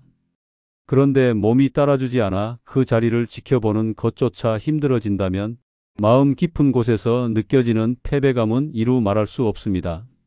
나는 이제 필요 없는 사람인가라는 절망이 엄습합니다. 김장을 직접 못한다는 건 결국 건강을 잃었다는 신호이며 동시에 삶의 활력을 놓쳐버렸다는 뼈아픈 증거가 되는 것입니다. 그러나 여전히 배추를 절이고 양념을 버무릴 수 있는 이들은 다릅니다. 그들은 단순히 김치를 만드는 게 아니라 자신의 몸을 관리해 여전히 살아있다는 선언을 하는 것입니다. 양손에 붉은 고춧가루 양념이 묻고 배추 사이로 마늘과 생강향이 퍼질 때 그건 단순한 음식이 아니라 내가 아직 버틸 수 있다는 증명입니다. 자식과 손주가 그 김치를 먹으며 웃는 모습은 노년의 자존심을 지켜주는 가장 큰 보상입니다. 실제로 전문가들은 김장 과정이 노년 건강에 긍정적인 효과를 준다고 말합니다. 허리를 굽히고 몸을 움직이는 동작이 일종의 전신 운동이 되고 양념을 치대는 행위가 손 근육과 혈액순환을 돕는다고 합니다. 무엇보다 김장을 직접 해낸 사람의 표정에는 다른 무엇과도 바꿀 수 없는 자부심이 깃듭니다. 아직도 내가 가족 밥상을 책임진다는 자존감은 병원비로는 절대 살 수 없는 값진 선물입니다. 65세에서 75세 사이 여전히 김장을 직접 해낼 수 있는 당신은 분명 귀한 보석입니다. 남들은 병원 진료표에 묶여 허덕일 때 당신은 스스로의 손맛으로 삶을 지켜내고 있습니다. 이 능력은 단순한 생활 기술이 아니라 남은 생을 당당히 살아갈 힘이며 가족에게 존경받을 이유이자 스스로의 가치를 확인하는 순간입니다. 김장철에 배추를 절이고 양념을 버무릴 수 있다는 것, 그것이야말로 노년을 빛나게 만드는 가장 값진 보석 같은 능력입니다. 두 번째, 65세와 75세 사이에 아직도 병원비 걱정 없이 스스로 건강을 관리한다면 당신은 귀한 보석입니다. 서울에 사는 72세 박정희 씨는 평생 고혈압 약을 달고 살았지만 최근 5년 동안 단 한 번도 큰 병원 신세를 지지 않았습니다. 이유는 간단했습니다. 매일 40분 걷기, 규칙적인 식사, 꾸준한 수면 습관을 자신만의 철칙처럼 지켜온 덕분이었습니다. 주변 친구들이 혈압 상승이나 당뇨 합병증으로 응급실에 실려갈 때 그는 집 근처 공원을 땀 흘리며 걸었고 계단 오르기를 운동처럼 삼아 몸을 지켰습니다. 그의 사례는 충격적이면서도 한 가지 진실을 드러냅니다. 약보다 강력한 것은 습관이며 건강은 병원이 아니라 스스로 지킬 수 있다는 것입니다. 나이 들어 가장 두려운 것은 돈이 아니라 병원비 폭탄입니다. 한 번의 수술비가 수천만 원, 한 번의 입원비가 몇백만 원을 삼켜버리면 평생 모은 노후 자금이 하루아침에 무너집니다. 그러나 자기 건강을 관리하는 사람은 이 무서운 덫에서 벗어납니다. 매일 꾸준히 운동하는 다리는 낙상 위험을 줄여 수술대 위에 눕지 않게 하고 소식과 절제가 습관이 된 식탁은 당뇨와 고혈압 같은 만성병을 막아줍니다. 결국 병원비를 쓰지 않는 가장 확실한 방법은 아예 병원에 가지 않을 몸을 만드는 것입니다. 놀라운 사실은 이런 관리가 거창한 것이 아니라는 점입니다. 하루 만보를 걷지 않아도 됩니다. 단 30분의 산책, 정갈한 세끼, 늦은 밤 군것질을 끊는 작은 실천이 노년의 인생을 뒤바꿉니다. 반대로 방심한 한 번의 나태가 치명적인 결과를 낳습니다. 기름진 음식에 익숙해지고 운동을 미루고 건강검진을 외면하면 언젠가 병실 침대에 누워 하얀 천장을 바라보며 그때 조금만 관리했더라면이라는 피눈물 섞인 후회를 하게 됩니다. 65세에서 75세 사이는 인생의 황금기이자 동시에 위기입니다. 이 시기에 자기 몸을 스스로 지킬 줄 아는 사람은 노후를 당당히 살아갑니다. 병원비 청구서에 벌벌 떨며 자식에게 손 벌리는 대신 스스로 선택한 여행지에서 웃으며 사진을 남길 수 있습니다. 누군가는 통장 잔고가 병원비로 증발하지만 누군가는 같은 돈으로 손주에게 선물하고 친구와 맛있는 밥을 나눕니다. 그 차이는 오직 자기 건강을 지킬 줄 아는가에 달려 있습니다. 그래서 말합니다. 아직도 병원비 걱정 없이 스스로 건강을 관리한다면 당신은 진짜 보석입니다. 누구보다 값지고 누구보다 빛나는 삶을 누릴 자격이 있는 존재입니다. 이 평범해 보이는 습관 하나가 노년의 운명을 갈라놓습니다. 당신은 스스로를 지켜낸 사람입니다. 세 번째, 65세와 75세 사이에 아직도 불필요한 대출 없이 빚 없는 삶을 유지한다면 당신은 귀한 보석입니다.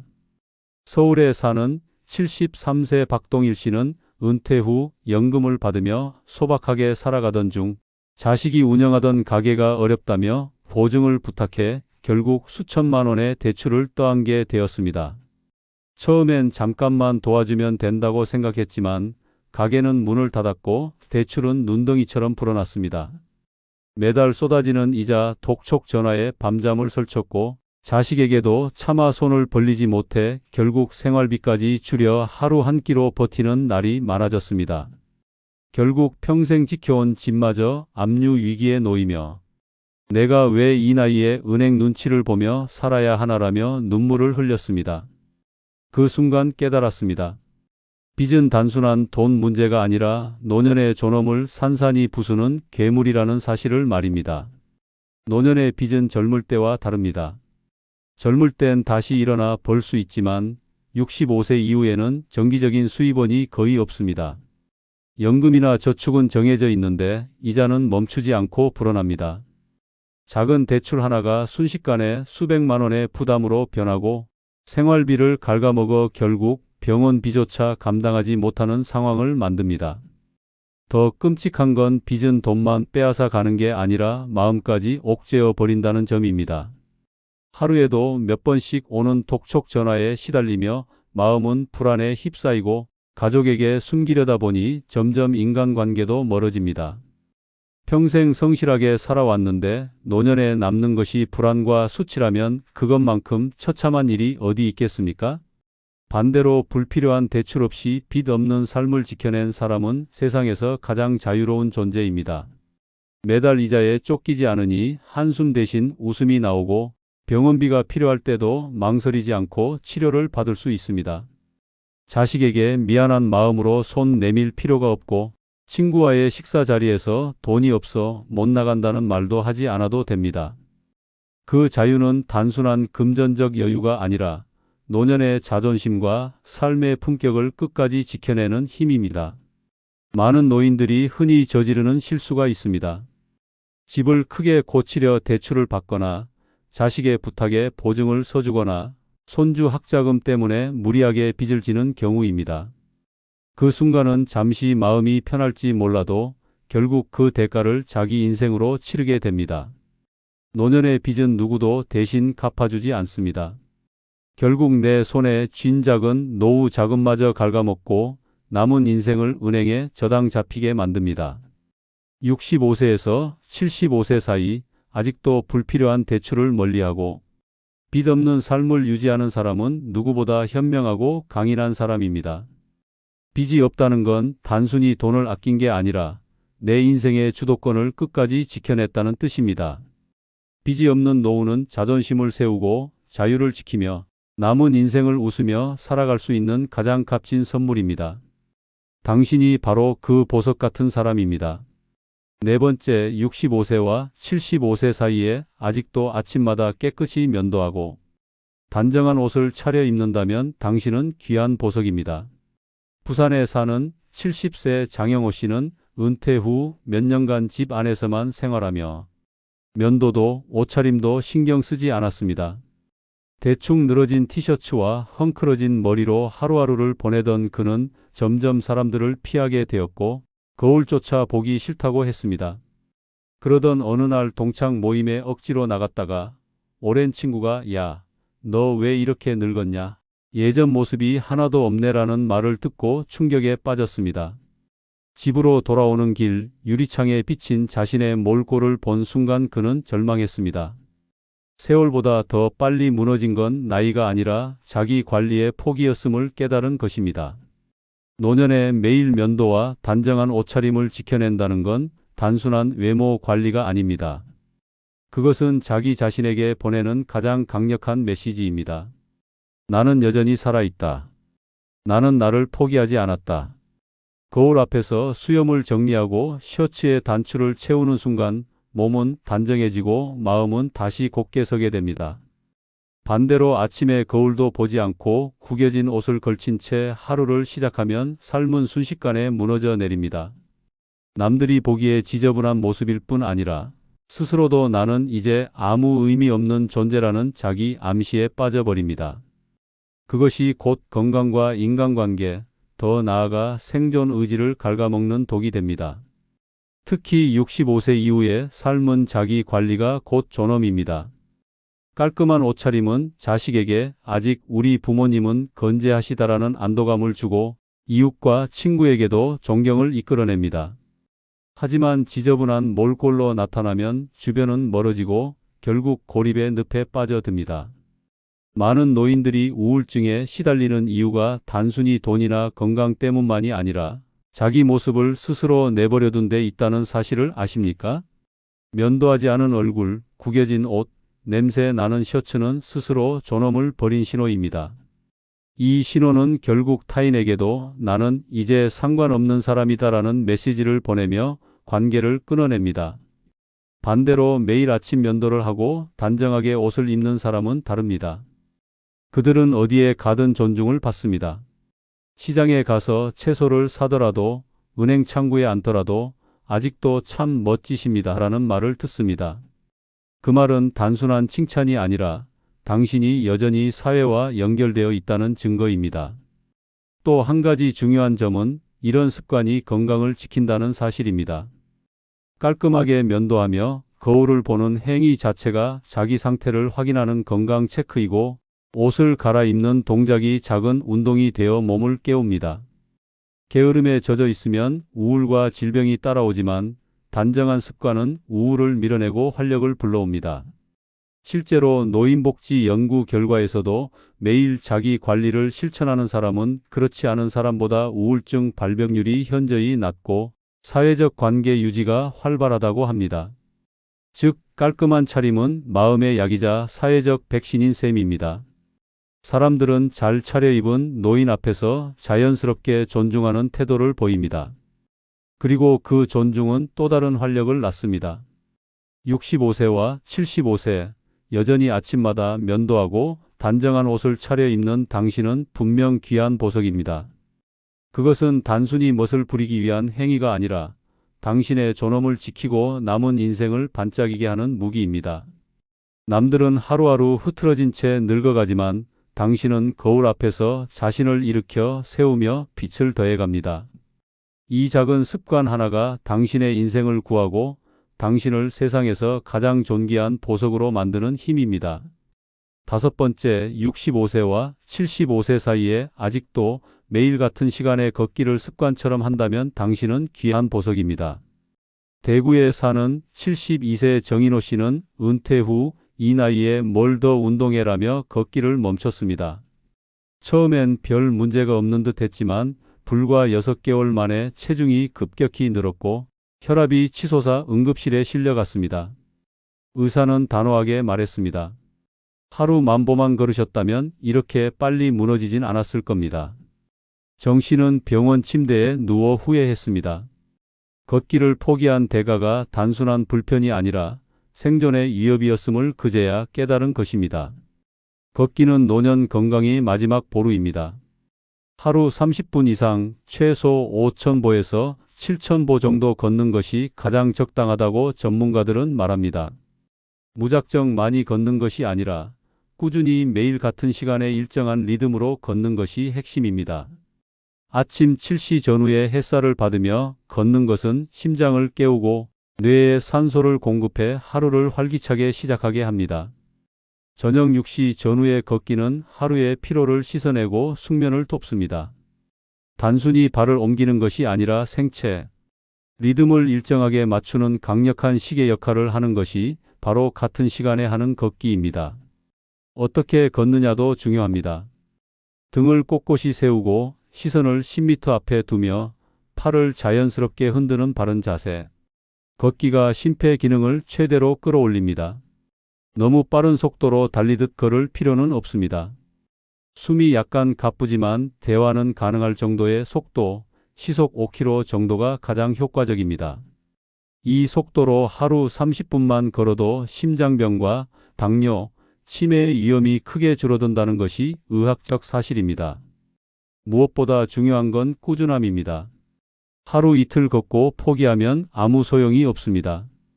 매일 같은 시간에 비가 와도 실내에서라도 발걸음을 이어가는 습관이 건강을 지켜냅니다. 습관이 된 걷기는 혈압을 안정시키고 혈당을 조절하며 관절과 근육을 단련해 낙상을 예방합니다. 또한 걷는 동안 분비되는 엔도르핀이 우울과 불안을 몰아내고 삶의 활력을 불어넣습니다. 약도 수술도 필요 없는 최고의 치료제가 바로 이 걷기입니다. 65세에서 75세, 여전히 같은 시간에 하루 30분 이상 5,000보에서 10,000보 정도를 꾸준히 걸을 수 있다면 당신은 분명 귀한 보석입니다. 그 발걸음은 단순한 운동이 아니라 병원비를 줄이고 자존심을 지키며 삶의 존엄을 끝까지 붙드는 선언입니다. 남들은 약봉지에 묶여 살아갈 때 당신은 당당히 세상을 걸으며 자유를 누릴 수 있습니다. 매일 같은 시간에 걷기를 이어가는 그 작은 습관이야말로 당신의 노년을 가장 찬란하게 빛나게 하는 보석 같은 힘입니다. 6번째, 65세와 75세 사이에 아직도 월세가 아닌 자기 집에서 살며 안정감을 지킨다면 당신은 귀한 보석입니다. 서울에 사는 69세 한정호 씨는 평생 공장에서 뼈 빠지게 일하며 모은 돈으로 작은 아파트를 마련했지만 자식의 부탁으로 집을 팔아주고 결국 전세살이를 시작했습니다. 처음엔 전세도 괜찮다, 집값은 다시 오르겠지라며 스스로를 위로했지만 몇 년 뒤 전세금은 급등했고 결국 전세에서 월세로 밀려났습니다. 매달 나가는 월세는 연금보다 많았고 남은 돈은 고작 생활비로 간신히 이어가는 수준이었습니다. 한때는 내 집에서 느끼던 안도감을 가졌지만 이제는 집주인의 눈치를 보며 살아야 했고 월세 납부일만 다가오면 가슴이 철렁 내려앉았습니다. 그는 말했습니다. 몸은 늙어 힘이 없는데 돈마저 나가니 내 존재가 무너지는 것 같았다. 이 한마디는 노년에 집을 잃고 월세로 사는 것이 얼마나 치명적인 상처가 되는지를 그대로 보여줍니다. 노년에 자기 집이 있다는 것은 단순한 부동산의 문제가 아닙니다. 그것은 곧 생존의 안전망이자 마음의 버팀목입니다. 매달 고정적으로 나가는 월세는 연금과 저축을 순식간에 빨아들이는 블랙홀과 같습니다. 집이 없으면 돈은 눈덩이처럼 사라지고 결국 생활은 줄줄이 무너집니다. 병원비조차 감당하지 못해 치료를 미루고 식비를 줄여 라면으로 끼니를 때우는 처참한 상황에 내몰립니다. 무엇보다 집이 없다는 사실은 마음을 무너뜨립니다. 나는 내 삶의 주인이 아니라 집주인의 허락을 받아야만 사는 존재구나. 이 무기력감은 결국 건강을 해치고 인간관계마저 끊어지게 만듭니다. 반대로 자기 집에서 사는 사람은 다릅니다. 비가 오든 눈이 오든 이사 걱정이나 집주인 전화에 시달리지 않습니다. 매달 빠져나가는 월세의 공포에 떨지 않으며 내가 원하는 방식으로 생활할 수 있습니다. 집이라는 공간은 단순한 건물이 아니라 노년의 자존심과 자유를 지켜주는 마지막 요새입니다. 자기 집에서 아침 햇살을 받으며 일어날 수 있다는 건 세상 그 어떤 보석보다 빛나는 특권입니다. 노인복지 연구에 따르면 자기 집에 거주하는 노인의 행복지수와 정신적 안정감은 월세나 전세로 사는 노인보다 훨씬 높습니다. 그 이유는 명확합니다. 자기 집이 있으면 경제적 지출이 줄어드는 것은 물론 불안에서 해방되기 때문입니다. 반대로 집이 없는 노인은 노후 내내 쫓겨날 수 있다는 불안 속에서 살아갑니다. 그리고 그 불안은 결국 병이 되어 몸을 무너뜨립니다. 65세에서 75세, 아직도 자기 집에서 살며 안정감을 지키는 당신은 분명 귀한 보석입니다. 남들은 월세의 올가미에 갇혀 매달 돈을 바치며 노후를 허비하지만 당신은 내 집이라는 성에서 당당히 노년을 지켜내고 있습니다. 집은 단순히 비를 피하는 곳이 아니라 남은 인생을 존엄하게 살아갈 마지막 보루입니다. 당신이 바로 그 보루를 가진 사람, 세상에서 가장 값지고 빛나는 보석입니다.